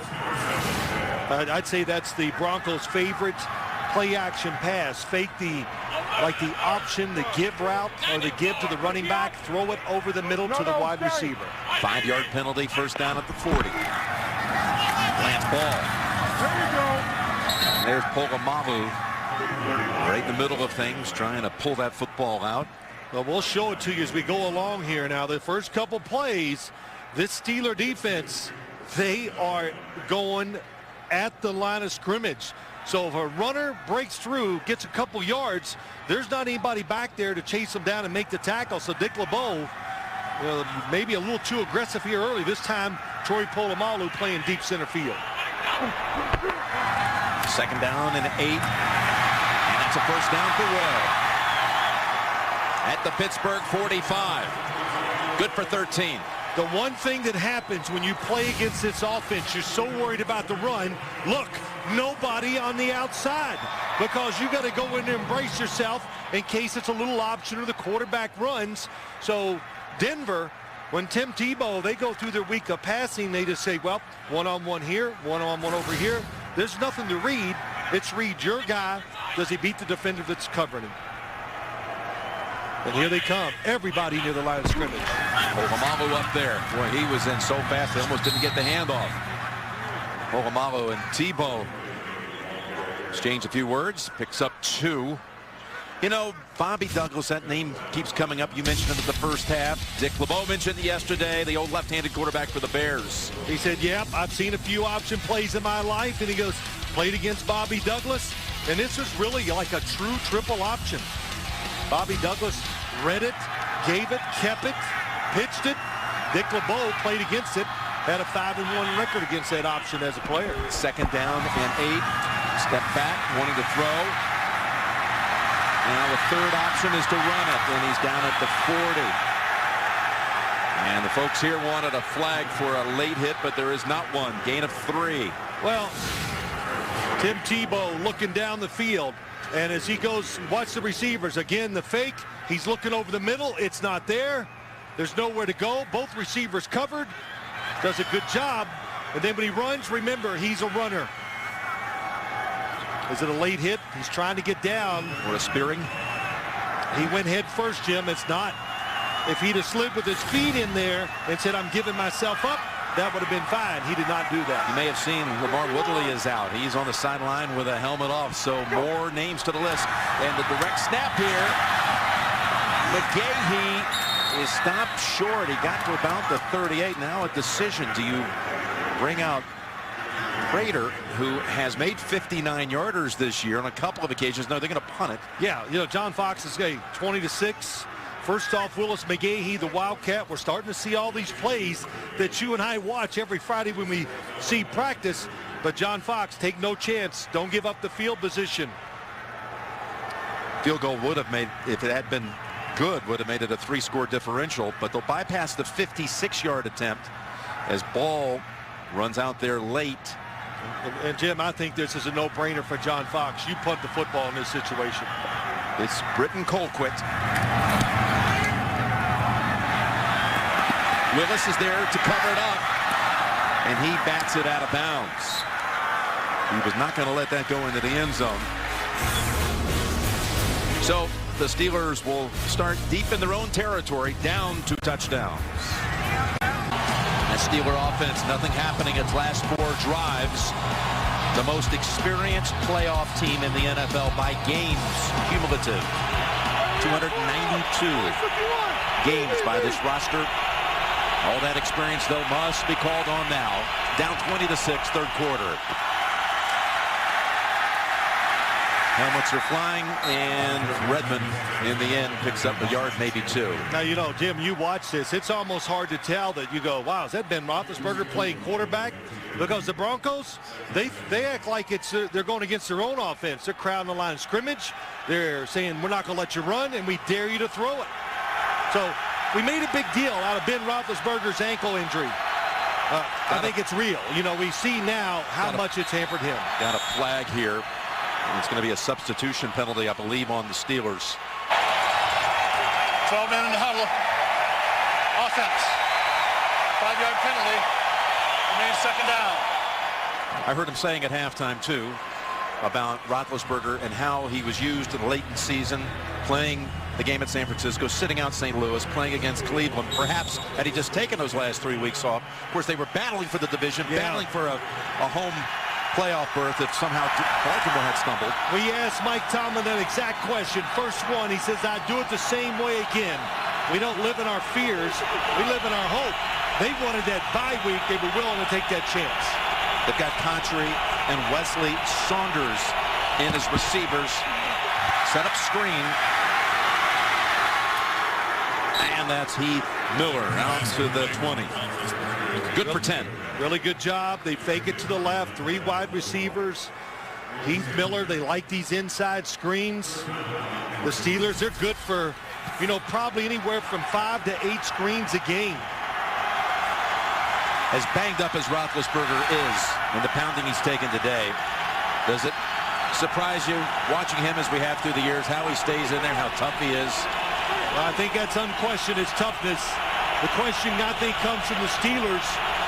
Does he give you a chance to get this comeback? 3rd and 3. Can the offense stay on the field? And Brown, this will be a big spot here. It looks like it's right on the line. Goodman dragged him down. Oh, that's a good spot for sure. This Andre Goodman, I think, like I said in the first half, little kept secret here. Look at this. Go back in, break back out, all over Antonio Brown. But I give a lot of credit. Chris Harris, Champ Bailey, Andre Goodman, 3 against 3. They've won that battle so far today. So Brown picks up the first. When it's man-to-man coverage. Dangerous. It's a lateral. Yes, that's a fumble. And it should go to the Broncos. They're ruling it incomplete on the field. Champ Bailey putting the hit on Wallace, and it's Dumerville who has the recovery if they want to take another look at this. John Fox has got that flag ready. That does not look forward at all. Remember, for it to be a forward pass, it's got to go forward.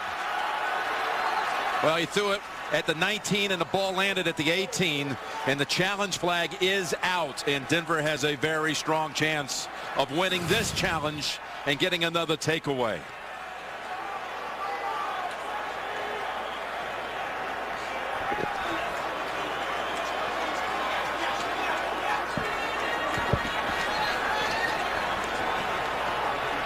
It's a long discussion, though, with Coach Fox about the challenge flag. And what about the whistle, though, on the play? Let's listen in.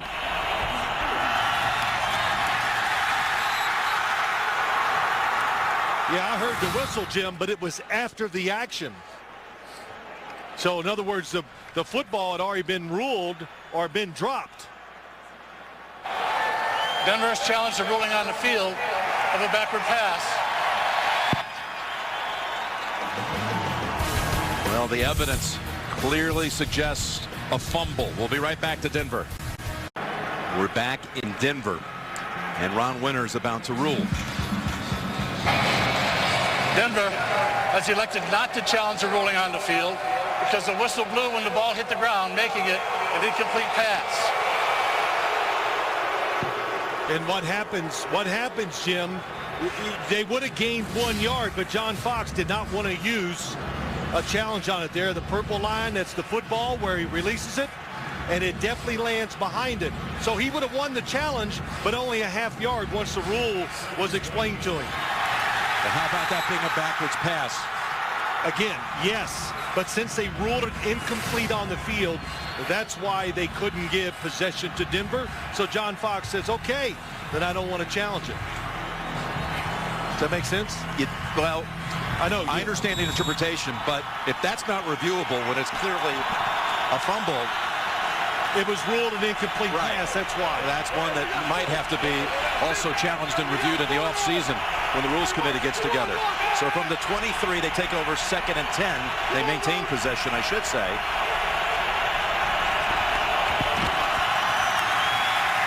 And Roethlisberger fires it. Incomplete. What a hit. Going to David Johnson, and it was D.J. Williams. There is a flag out.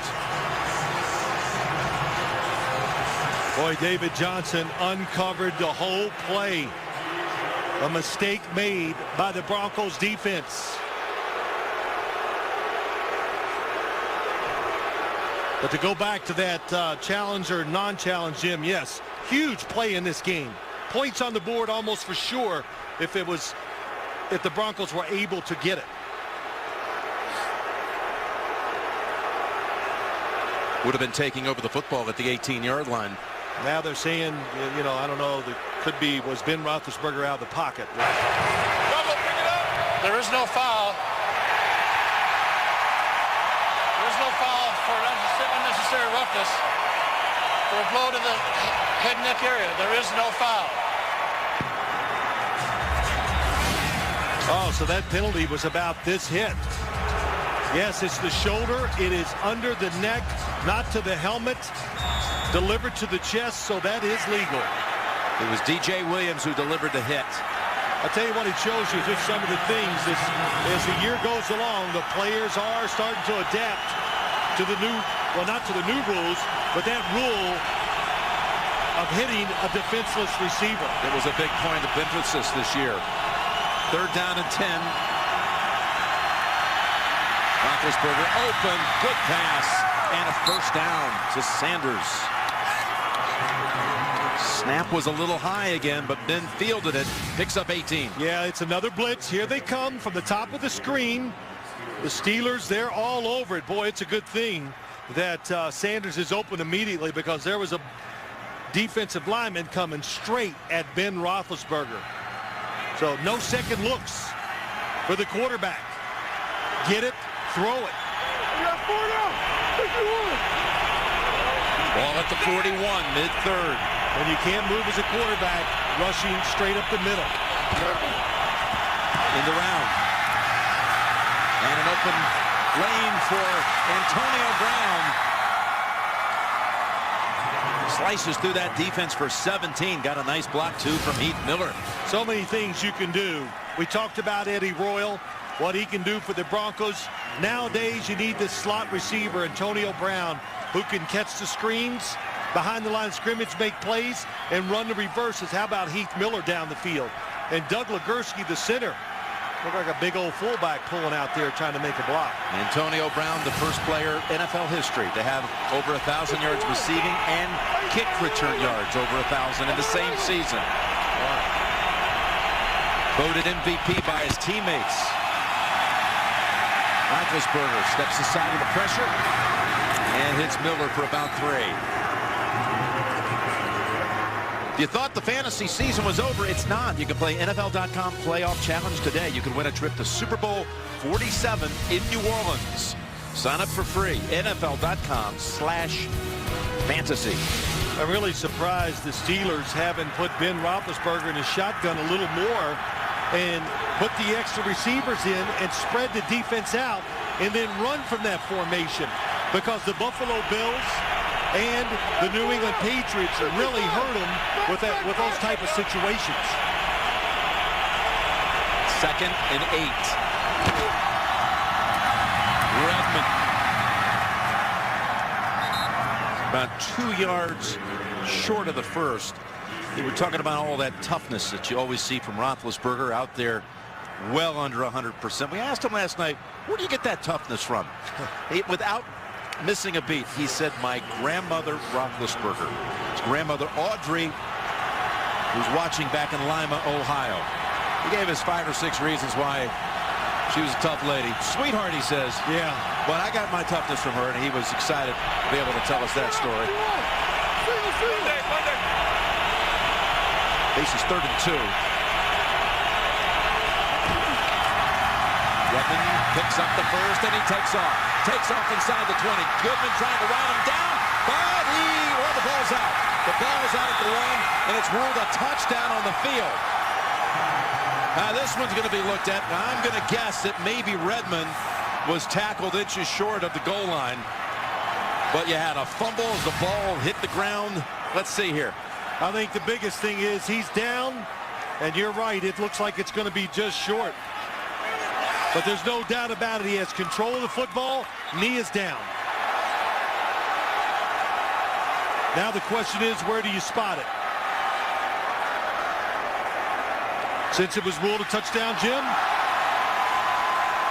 it will be reviewed Rolling on the upstairs. field is a touchdown.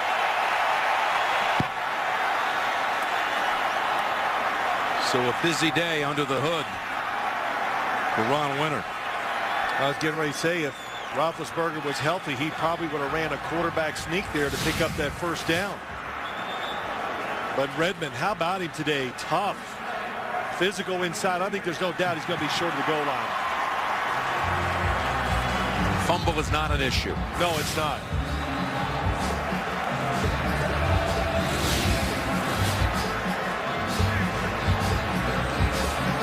Redmond so strong, carrying Andre Goodman with him. I like what he said to us last night, in good spirits. Fumbled twice last week against the Cleveland Browns, and one of his first statements to us was what, Jim? I'm not going to run the ball tomorrow with 2 hands around it. I'm going to run to get it done. So you put 2 hands around it all the time, you're not going to be as effective as you would be if you keep one on it. Grew up down in the southern part of New Jersey. Is a diehard Eagles fan. Randall Cunningham was his favorite player. Inside, here it comes, and again, everybody goes left. It's a little cutback by Redmond. I like the play. Twice we've seen it, and both times it's worked. Broke a tackle there of Joe Mays. But such a diehard Eagles fan, he said he hated Troy Aikman and hated Phil Simms. Yeah, how about that? I was actually honored. I said that puts you in a long line with a lot of people. Yeah. If they don't like you when they're against your team. It's just an Eagle fan. Yeah, that's right. I'm still looking for that first Eagle fan that ever did like me. But he's done a tremendous job. I think that's one thing. We talked about Rashard Mendenhall. What a player he is. One of the 10 best running backs in the NFL. But I think the Steelers even realized and said to us that they're lucky to have a backup running back at this point like Isaac Redmond.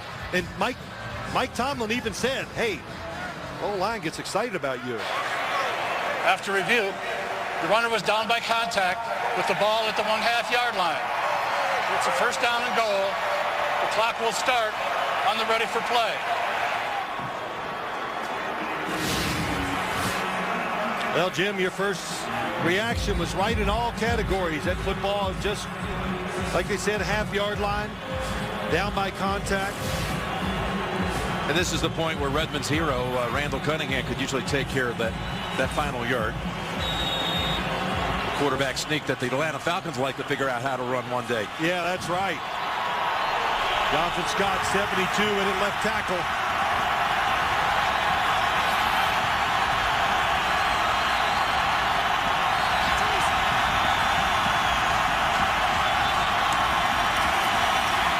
It's Wallace taking it around the right side for the touchdown.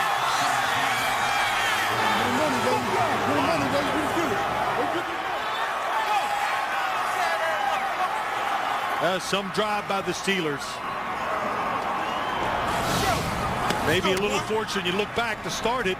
Wallace in motion, hands it to him. The old college speed sweep. David Johnson has that side sealed, and then Wallace has his first ever rush touchdown. But Jim, they're lucky. The incomplete pass that was ruled. Yep. They take it 87 yards to trim this to 7. The Steelers put up a touchdown on the long drive. Back at Sports Authority Field at Mile High in Denver. And this wild card game, a 20-13 Bronco lead. The winner to advance to New England next week to take on the Patriots. And New England's seen both of these teams this year already. Won here back in December against the Broncos, but fell at Pittsburgh to the Steelers. Tebow and the Broncos will have it at the 20 with a 7-point lead. Aerial coverage of today's game is provided by MetLife. Well, Jim, let's look at this Pittsburgh defense. They said, look, if they run it on us a little, okay, we can withstand it, like the Kansas City Chiefs said last week. But the big pass plays, it's all they thought about. That's why they're losing. And McGahee has a couple as Woodley, you see him out there pushing and shoving with Clady. Woodley has been in and out of this game, played about half the time.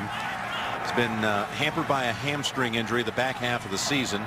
Missed, again, a lot of time today. And Kiesel and Hampton, it doesn't look like they're going to return here today. No, it doesn't. So a lot of guys out for this Pittsburgh defense. But again, they're so aggressive. The Broncos, stay with your game plan. Keep looking for those shots. They just got to think, hey, one more big play could be enough. Second down and 8. Tebow down the field, and there was contact, but no flag. Now there's one. Ike Taylor tangled up with Demaryius Thomas. Ike Taylor was looking for the football and was running through it. That's why we'll see if this little conference they're having on the field, if they'll pick that flag up. It looked like, from as far away as we are, he saw the football, was running to get it. He has that right too.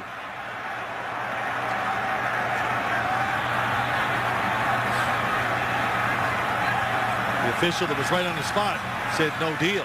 Right. He's not the one who threw the flag. Pass interference. Defense number 24. Penalized at the spot of the foul. First down. Well, we talked about it. You're going to play outside.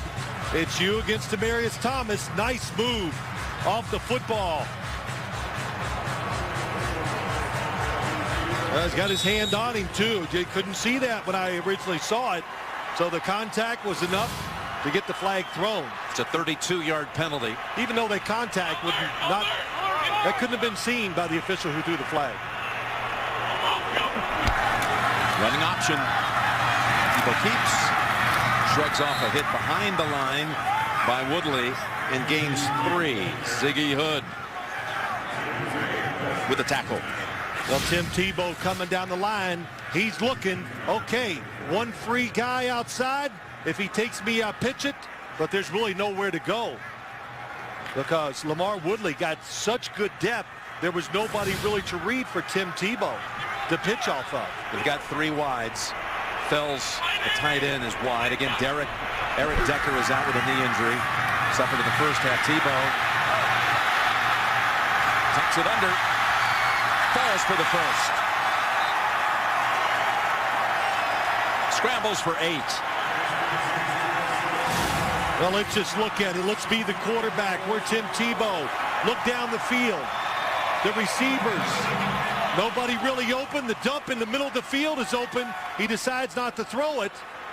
But everybody's so worried about containing him. No pressure on the quarterback. And that's why I always say when, hey, he's been sacked, I don't know how many times, Jim, in the mid-30s. But that's because he holds it. The initial pressure on him, very seldom do you see it because they're worried about the run. Has not been sacked today. Throws it over the head of everybody. Thomas was the one back there deep, and Woodley had some pressure on the quarterback. Yeah, I'll tell you what we're seeing, though. That play, he's looking off. So when you look off, it keeps the safety in the middle. Now he gets a true one-on-one to Eddie Royal for the touchdown. Now, Jim, we just started this drive.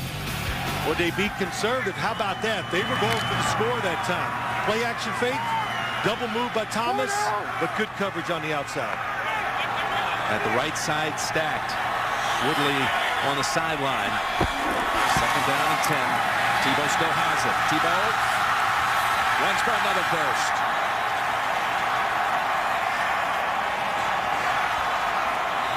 We got Harrison to commit, and that left side was wide open. Willis helped block on that side, picks up 11. Well, James Harrison's got to keep contained. That's who has it there.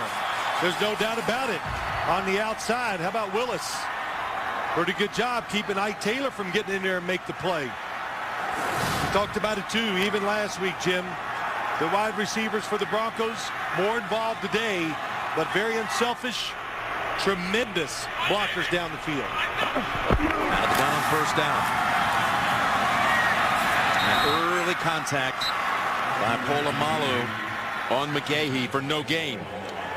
Dick LeBeau said it. Discipline. Worked all week. Said we've worked so little on normal runs. All about the option. That's a couple times we've seen James Harrison go down inside. Not sure that he made the mistake entirely, but nobody there to take the quarterback once he keeps it. Lance ball comes into the backfield for the Broncos. Second down and 10, final minute, third quarter.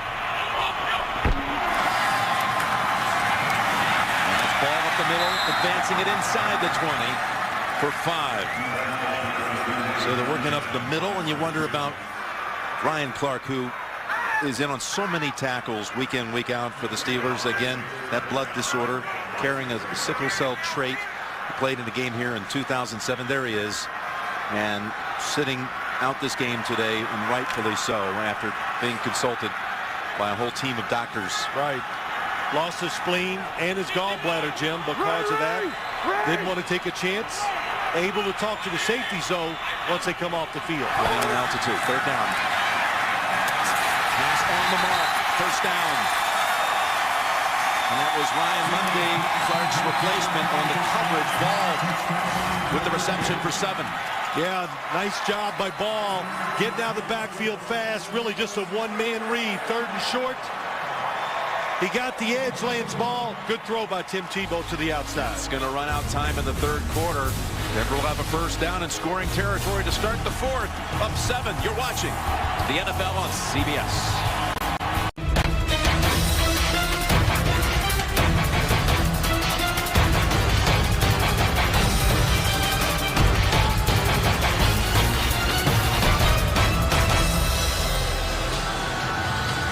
Now the Broncos making the most out of their first postseason appearance since back in 2005 when they were knocked out in the AFC title game by these very same Pittsburgh Steelers.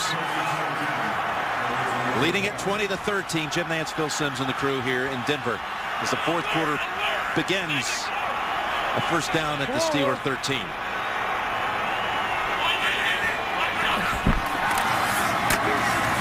Tebow still with the football. Stands it around. Takes his 3 yards at the 10. Well, I tell you, you can just design any pass you want and just say, let's pick one of 4 guys to throw it to, and you can do anything, because the Steelers, they got to play man-to-man coverage to stop the inside run game. There's no extra defenders to help out in pass coverage. Second and 7.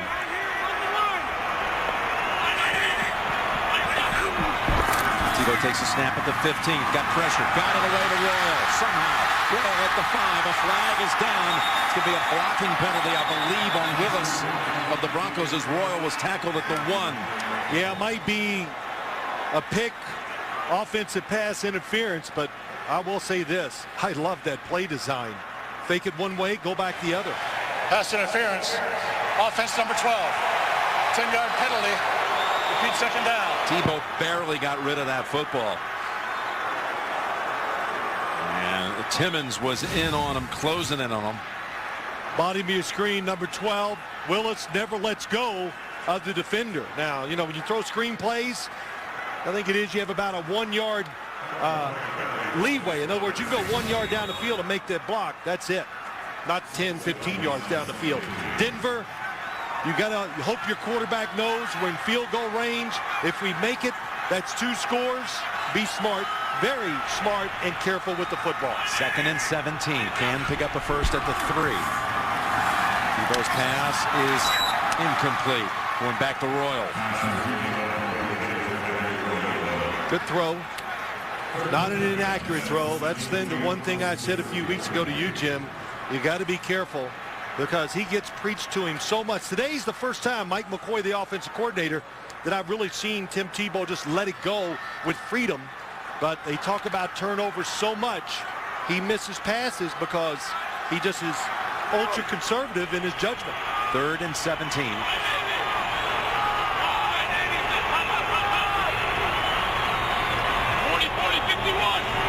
A lot of check in these spread formations. They go ground with ball. And was it a face mask? It's ball for 4 yards. Something happened out there that has Orlando Franklin worked up. Either that or we saw one strong pair of hands make Lance Ball spin around. Good safe call. I do like it. They check to it. Looks like he just grabbed the jersey inside. Yeah, just below the grid. No penalty. So Prater's back out to put it back to a 2-score differential. 35 yards.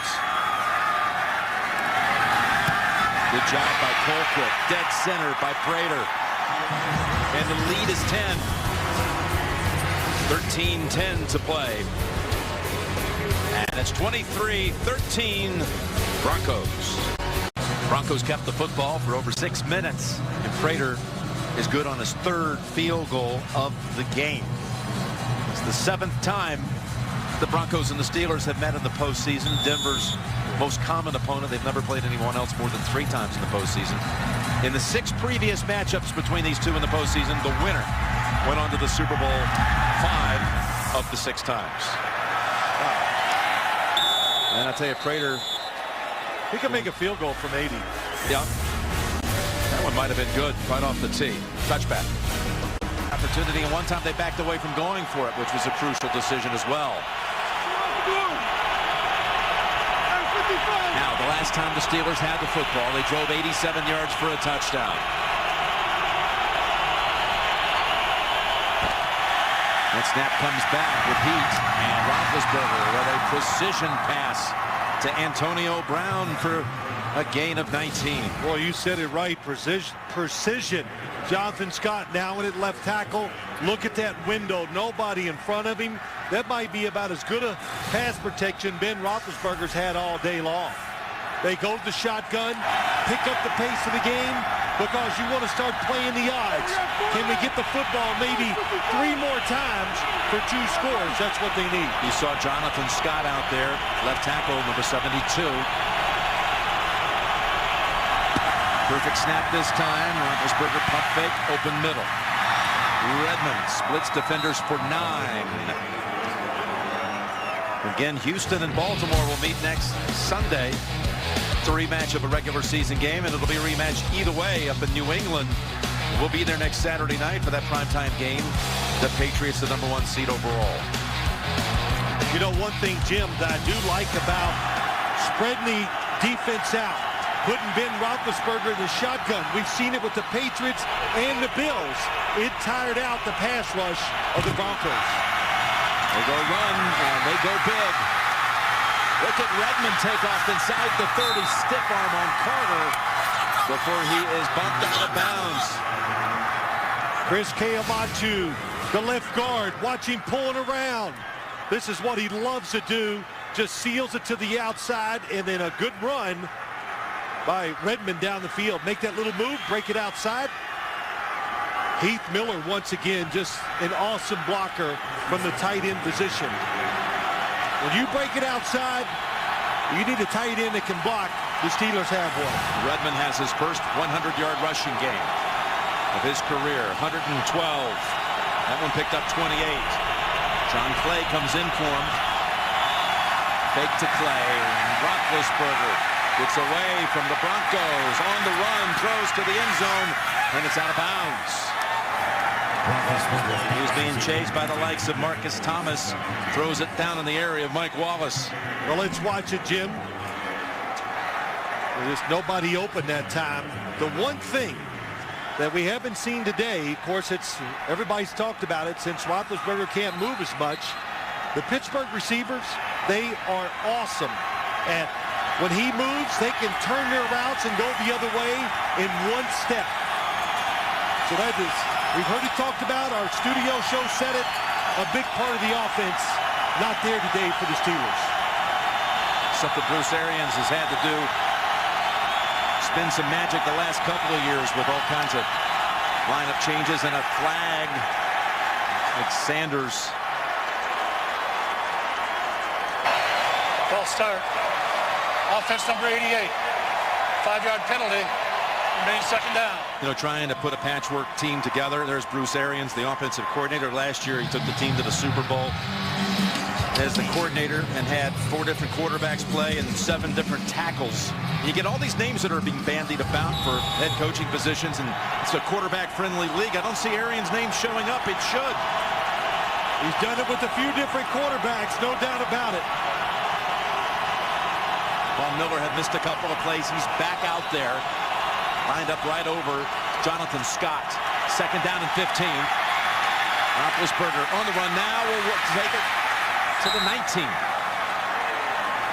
Well, he told us against Cleveland, yeah, a few times I went out there and ran, and I'm doing the play, and I go, hey, my ankle doesn't hurt. Then I stop and walk back to the huddle and go, wow, my ankle really hurts. Yeah. So the adrenaline takes over. Of course, it would for anybody, wouldn't it? When you have all these guys chasing you, trying to hit you. Here's a guy that runs for 9 yards who had been in the boot Monday, Tuesday, and Wednesday. That boot beginning to make his left knee sore as well. It's a 3rd and 6. Field goal range. Be careful. Pressure, throws it. Incomplete, knocked loose. There were 3 defenders around Heath Miller, including DJ Williams and David Bruton. Well, too, Jim, just look at the pressure Ben Roethlisberger is under. It's a 3-man rush, but they stay in front of him. He does a good job. Oh, look at that throw, how tight it is. But again, there's no doubt if he could have run with that football, if he was healthy, he would have. Sweesum made 2 in the first quarter. This one's from 37. Campanos on the hold, and Sweesum a perfect 3 for 3 on the day. As we inch inside of 10 minutes. Campanos, a little high, got it down soundly, and the Steelers are back within 1 score. 9:59 to play in this one. 7 plays, points on the board, field goal by Sweesum.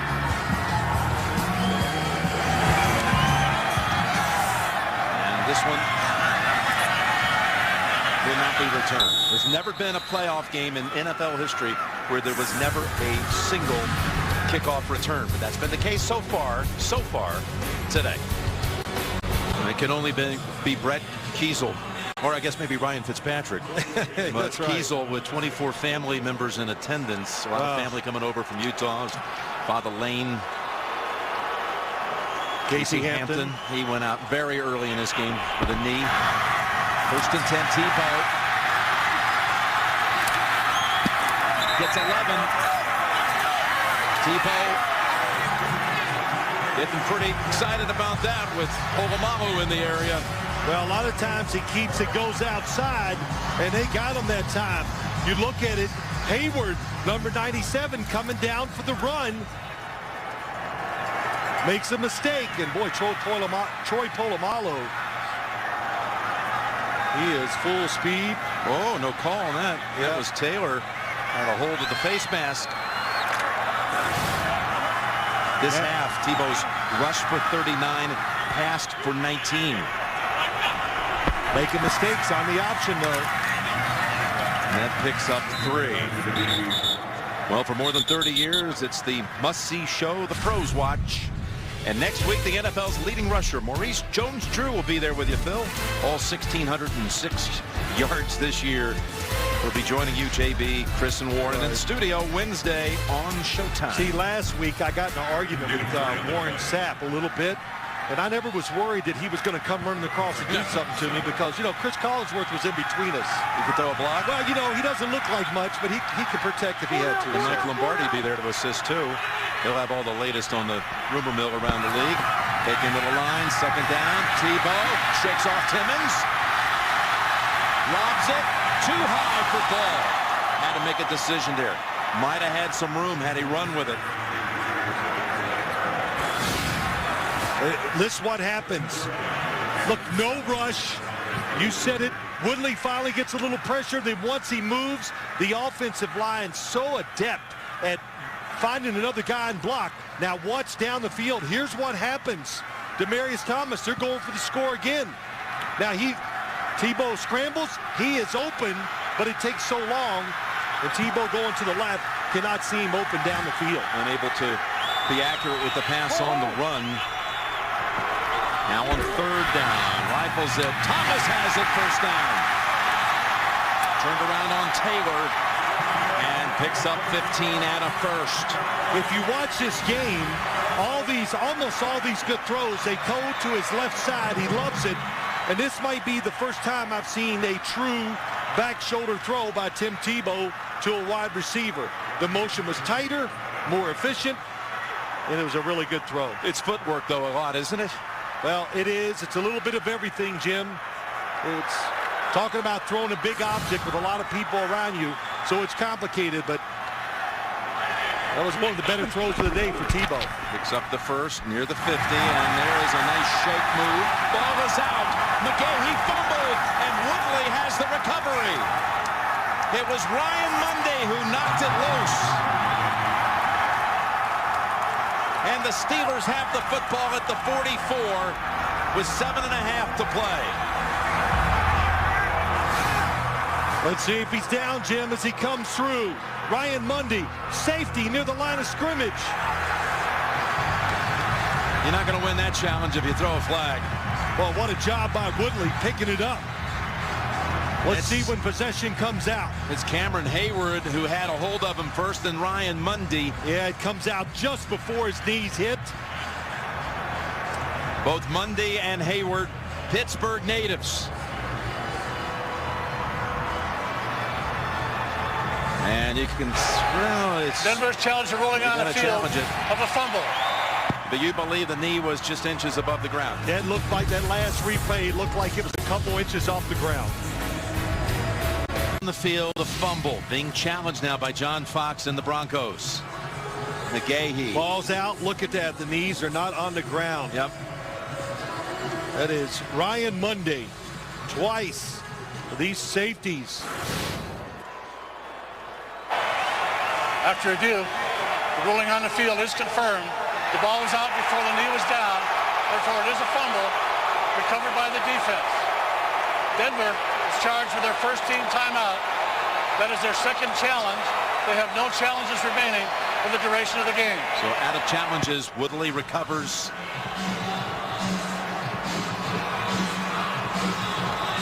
Here's a Pittsburgh defense that was #1 in so many categories this year: scoring defense, pass defense, total defense, but last in the league in takeaways, oddly enough. But they got a big one here. Midway fourth. Touchdown away from tying it.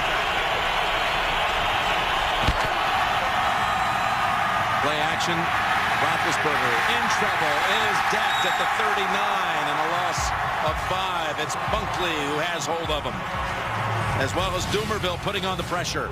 Inside pressure.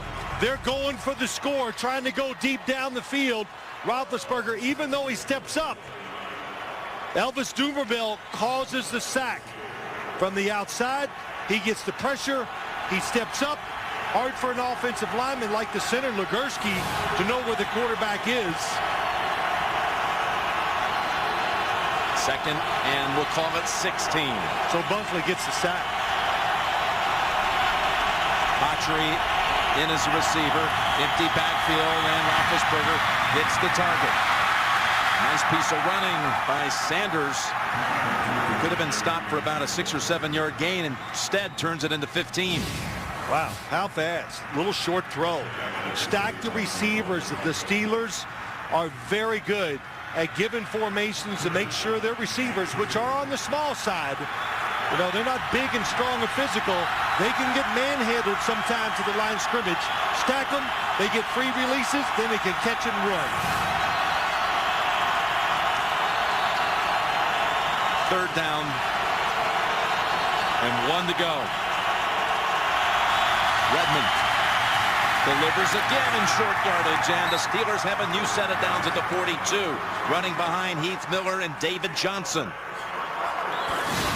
Heath Miller, 83, going to lead across the formation. Good block. How about Jonathan Scott? There you see the block by 83 up inside. Know the situation. Heath Miller is the leader. A little coming across the formation, gets DJ Williams. Jonathan Scott, too. Nice job by him coming in and taking over for Max Starks. 5:40 left.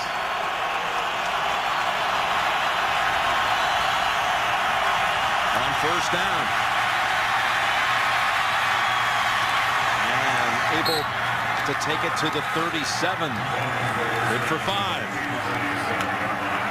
Coverage down the field's pretty good. You're Ben Roethlisberger. Think ahead. I look at this and go, this could be your last chance. Nobody really open. He doesn't like it.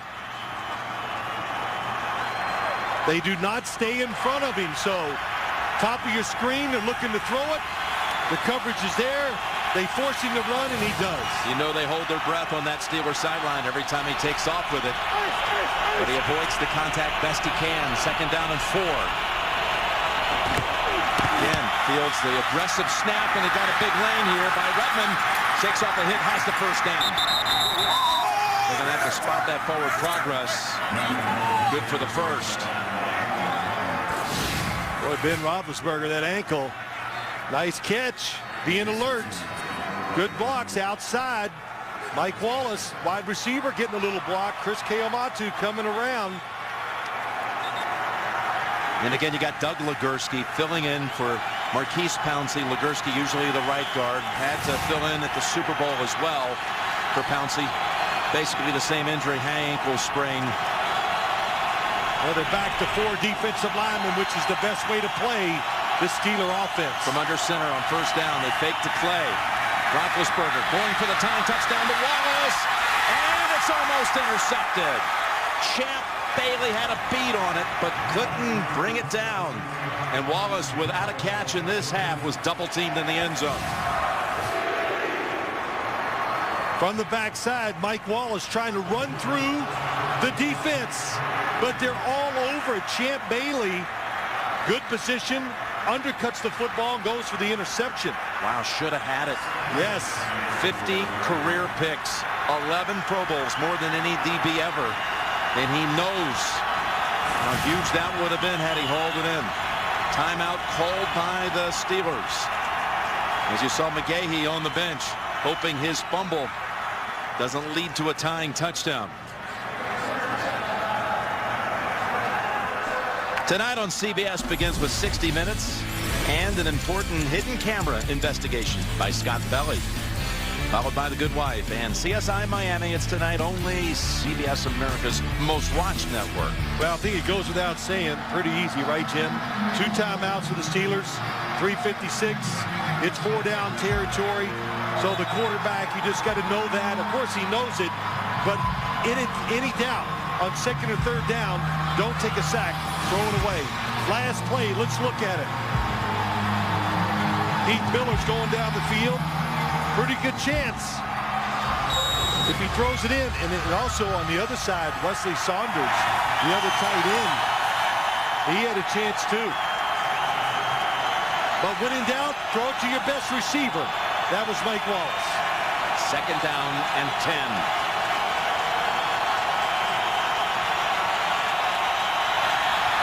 Got the time.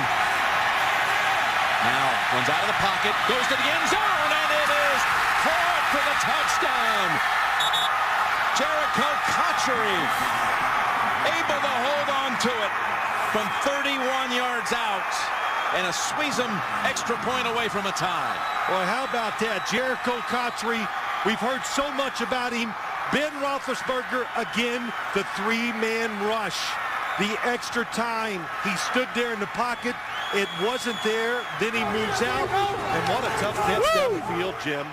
Cotchery. We've heard Mike Tomlin talk about him a lot. That was some catch by Cotchery, who surprisingly had a drop on an easy throw that would have been a huge gainer in the first half.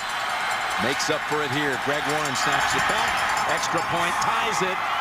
Tied at 23. The former Jet, Jericho Cotchery, with the tying touchdown. Well, let's just take a look at it, Jim. I'm just going to play it. And when you look at this play, the first thing is you look at it. Look at the three rushers. So you're the quarterback. They're down the field. All that time, nobody open. So Ben Roethlisberger, for really the first time, breaks the pocket.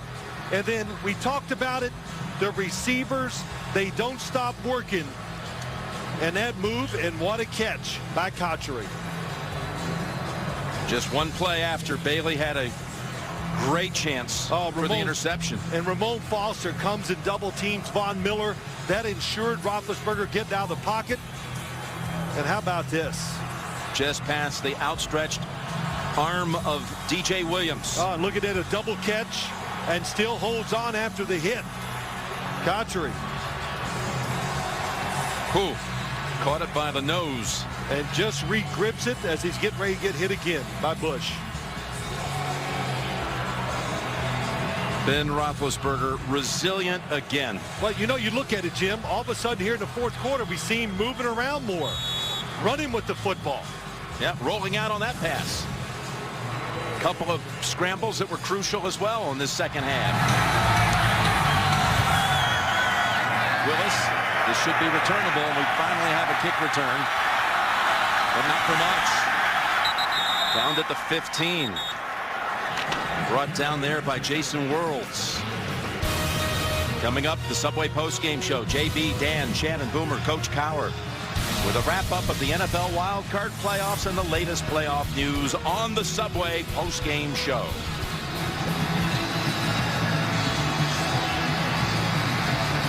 Been some participation by the crowd today, too. The Bronco fans been behind their team from once they get started. And, of course, when something good happens for the Steelers, we see all those terrible towels come flying out. Each team with 2 timeouts. In the line, they go back to McGahee, and he is met by McClendon and others. Holds him to 1. Jim, this is when it gets tough. Sometimes it's easy to be wide open and run that offense and let it flow like we saw from the Broncos there a few times. Getting the pass interference, trying to go for the scores when they were down in there when they kicked the field goal. But now with the score tied, you're backed up. You saw Prater. Will you let the quarterback pull the trigger? Hoping he gets another chance. Taking a few deep breaths on the sidelines. Won 4 games this year. Tebow's got time, and he's got his man. At the 33, it's Daniel Fells with the catch, the tight end. Gain of 17. How about that? Well, it's because they ran that one play before. Fells comes across. There's no safety this time coming up to cut that crosser. Troy Polamalu got beat once before with it. That time, see what happens? It's a chain reaction. Good job by Tim Tebow pulling up. Throwing another good throw. Released it just in time before Hayward knocked him down. First down. And again into the line for a couple with McGahee. Another first down. They'll be in field goal range. Well, with Prater's leg. Yeah, I'm just kidding, of course. Well, twice this year he's made it from 59.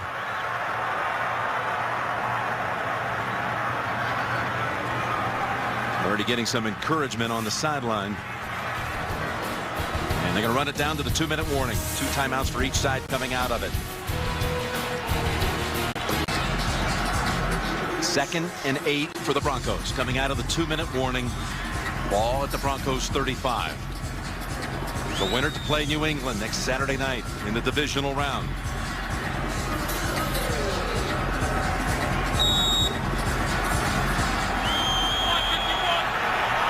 They will go shotgun here.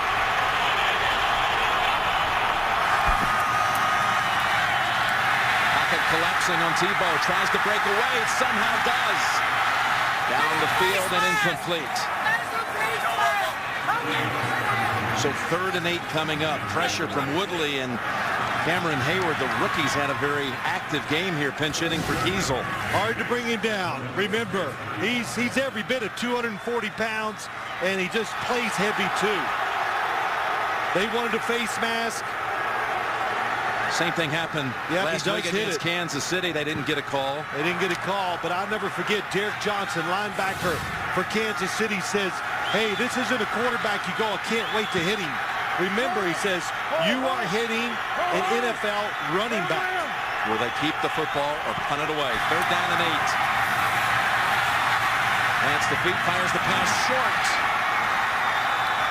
He was going to Demaryius Thomas, and now Colquitt will come out to punt. He had him. The protection, they blitzed. Look at the pocket. It's pretty good. Nice shuffle in the pocket by Tim Tebow, but that's a tough throw. Defense playing safe. Thomas coming across, just underthrown. Britton Colquitt.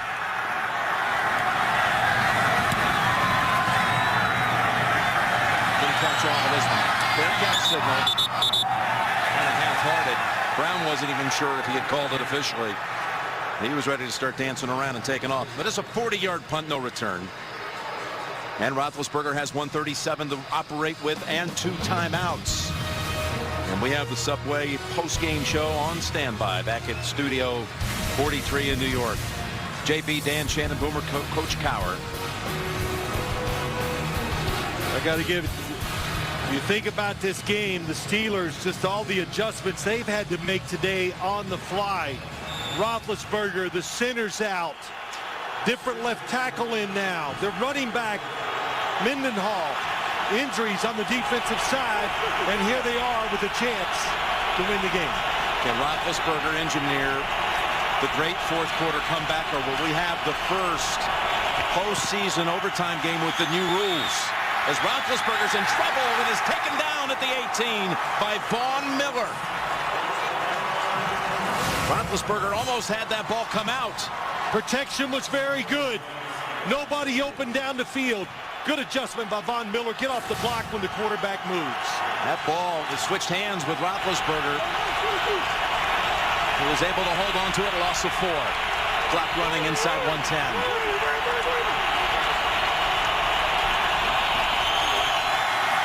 Roethlisberger. All kinds of time, and it is a completion for a first down to Antonio Brown. What a catch. What a catch. How about the time? The time, but to stand in there so close. I thought it was going to be knocked out of his hand. He stood that pocket where it's collapsed about 1,000 times in his career. Not easy to make Ben Roethlisberger panic. They don't use the timeout at 34 seconds.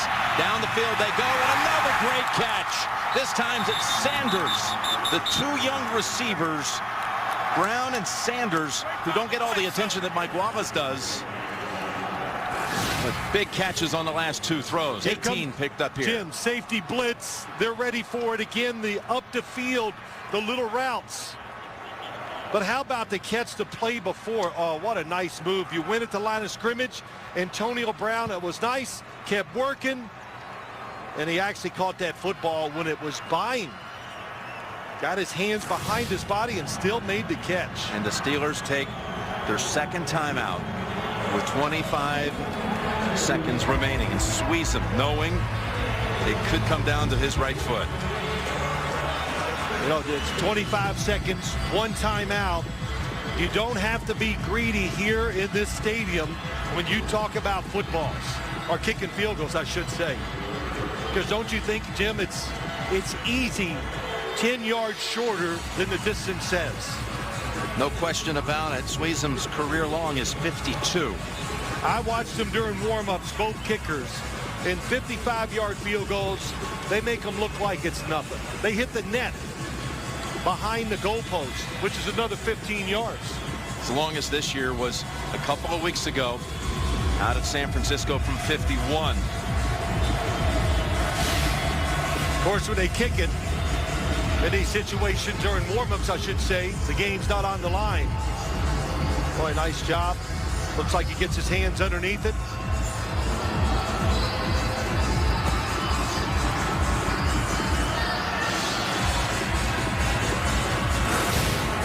Emmanuel Sanders has 6 catches in the game.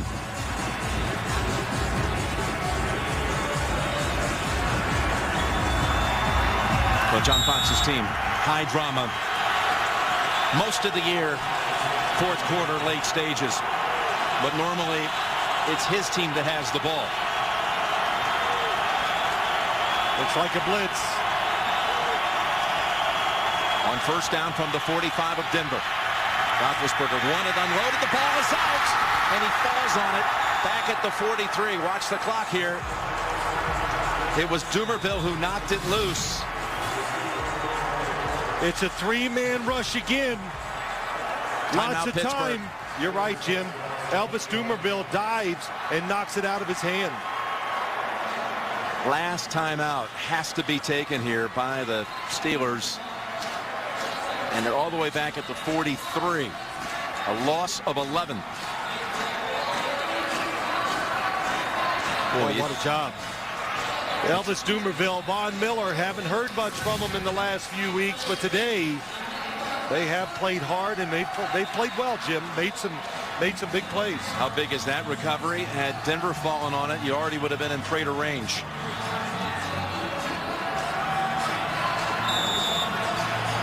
There's McGahee, who had a costly fumble in this fourth quarter. 3-man rush will give Ben Roethlisberger time to move and still throw it down the field, and maybe they can spike it to get the field goal try. And it is. Coming in on Roethlisberger. Shakes off the hit, throws, batted away by Bailey. Big time play. That was going to Hines Ward.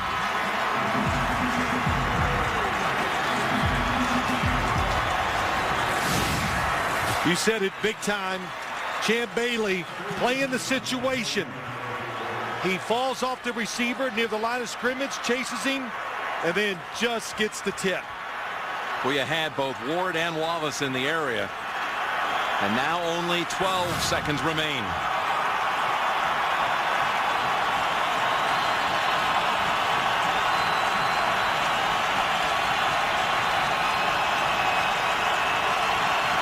Tackle him inbounds, and the game will go to overtime. Oh, there's a flag from the defensive backfield area. It's going to be a delay of game.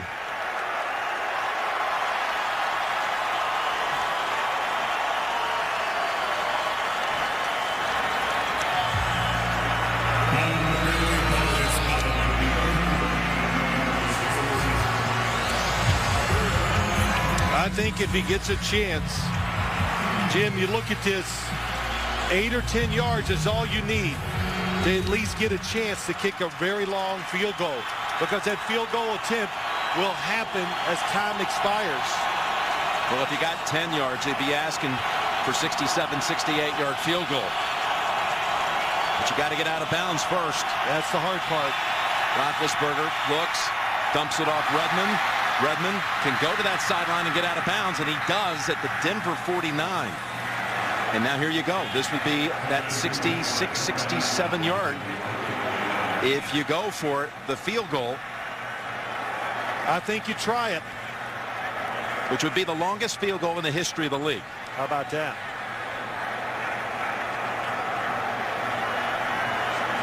Well, Sweezum looked like he was ready to go. They're not going to take the chance, because if they try it, kicks it low, gets blocked, who knows what happens.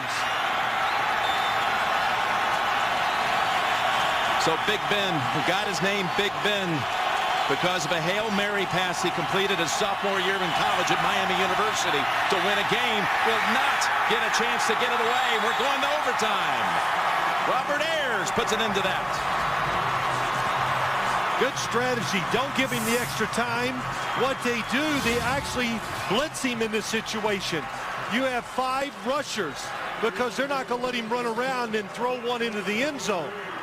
Great strategy by Dennis Allen, defensive coordinator. And Ayers, another key figure today. He played very well. I don't know why you don't see that more often. I agree with what you say about Dennis Allen. So often you see a three-man rush. The quarterback's got all day and gets the heave to the end zone, then anything can happen. But they rush 5, and we're going to overtime, and we've got the first non-sudden death overtime game in NFL history. The same two teams that played the NFL's first ever regular season overtime game back on September the 22nd, 1974. It was here, not at this stadium, just right a few hundred yards away at Old Mile High. Well, we talked to both teams about what are you going to do if it goes to overtime. You know, Jim, there's a little strategy. We'll talk about it. But both coaches said you have to take the football if you win the coin toss.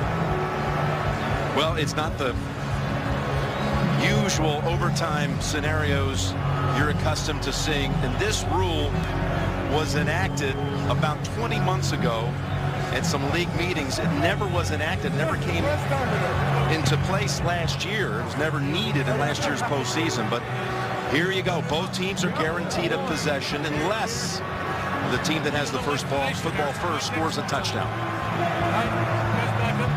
Let's clear out of here, please. Okay, man.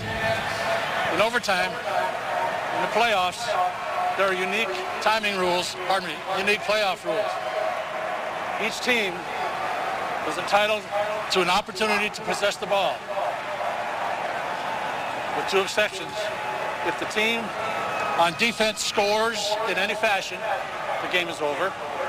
If the team that gets the first possession scores a touchdown, the game is over.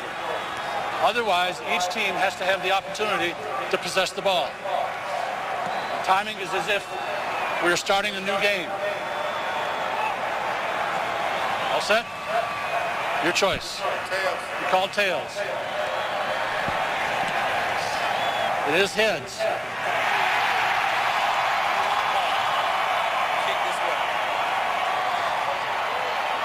Denver's won the toss.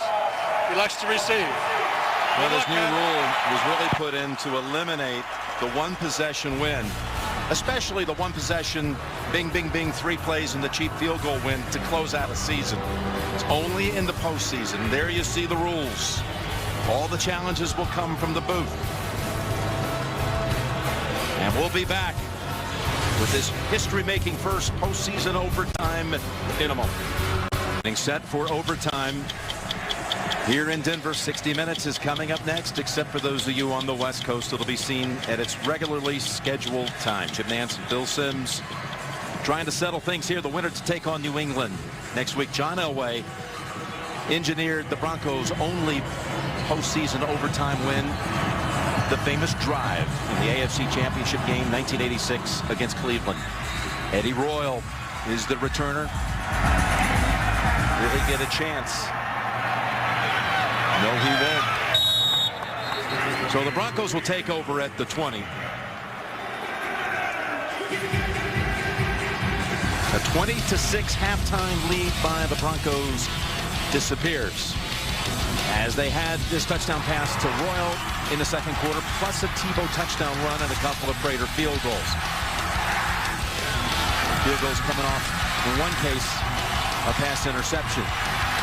And then Wallace ran one in from a yard out. The fumble, setting up a Roethlisberger strike. Great catch, Patchery. And here we go. First snap of the overtime. The Broncos have been in 3 overtime games this year. They won them all. Got him. Got him at the 40. It's Thomas at the 50. Stifford got him 3 to the 30. To the 20. Thomas to the 10. Denver's going on to New England. They win it on the first play of overtime.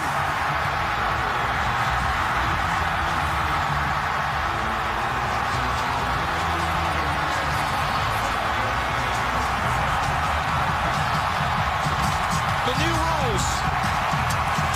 You got to score 6 on the first possession to close it out. They do it on the very first play.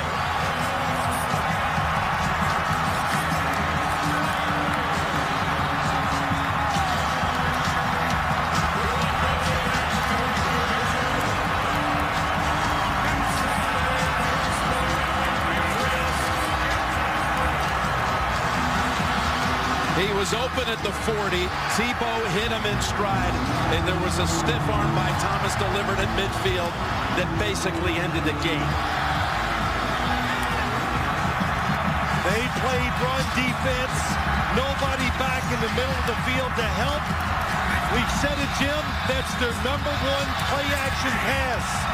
They throw it almost always to Tim Tebow's left side. And let's look at it. Thomas to the top of the screen, just runs this route. We've seen it a few times. Look, nobody's in the middle. Everybody at the line of scrimmage playing run. Nice fake. Oh my gosh, nobody back. And Thomas, how about that speed? Outrunning both defenders for the touchdown. Ryan Mundy and Ike Taylor were the two back deep. And it's a stiff arm on Taylor that set him free. It almost, Jim, had to be a mistake for Ike Taylor to be on the outside with nobody helping him inside. But Monday, they've done it so much today. Where both safeties near the line of scrimmage, the Broncos, hey, they opened it up. That's why they won the game today. Watch the stiff arm. Oh, Thomas, big receiver out of Central Florida. First round pick. Not only the stiff arm, the speed. 4 catches, 204 yards, and a touchdown. Tebow, the most yards any quarterback threw against the #1 defense all year, 316. And that magic that everybody's talked about when they had that 6-game win streak that was gone for 3 weeks, it was back in the biggest way. Let's think of John Fox last week after the game against Kansas City. He got in the car with his wife, and his wife after a few seconds says, "Wow, John, that was ugly." Well, today, the exact opposite. What was John Elway thinking about? Look at him. The defending AFC champions have been defeated. So many doubters out there about Denver all season long.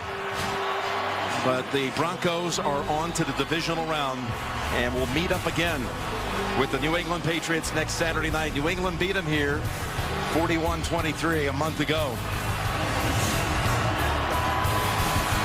They will play in New England 6 years to the day after beating the Patriots in the divisional round here. Their last playoff win before minutes ago.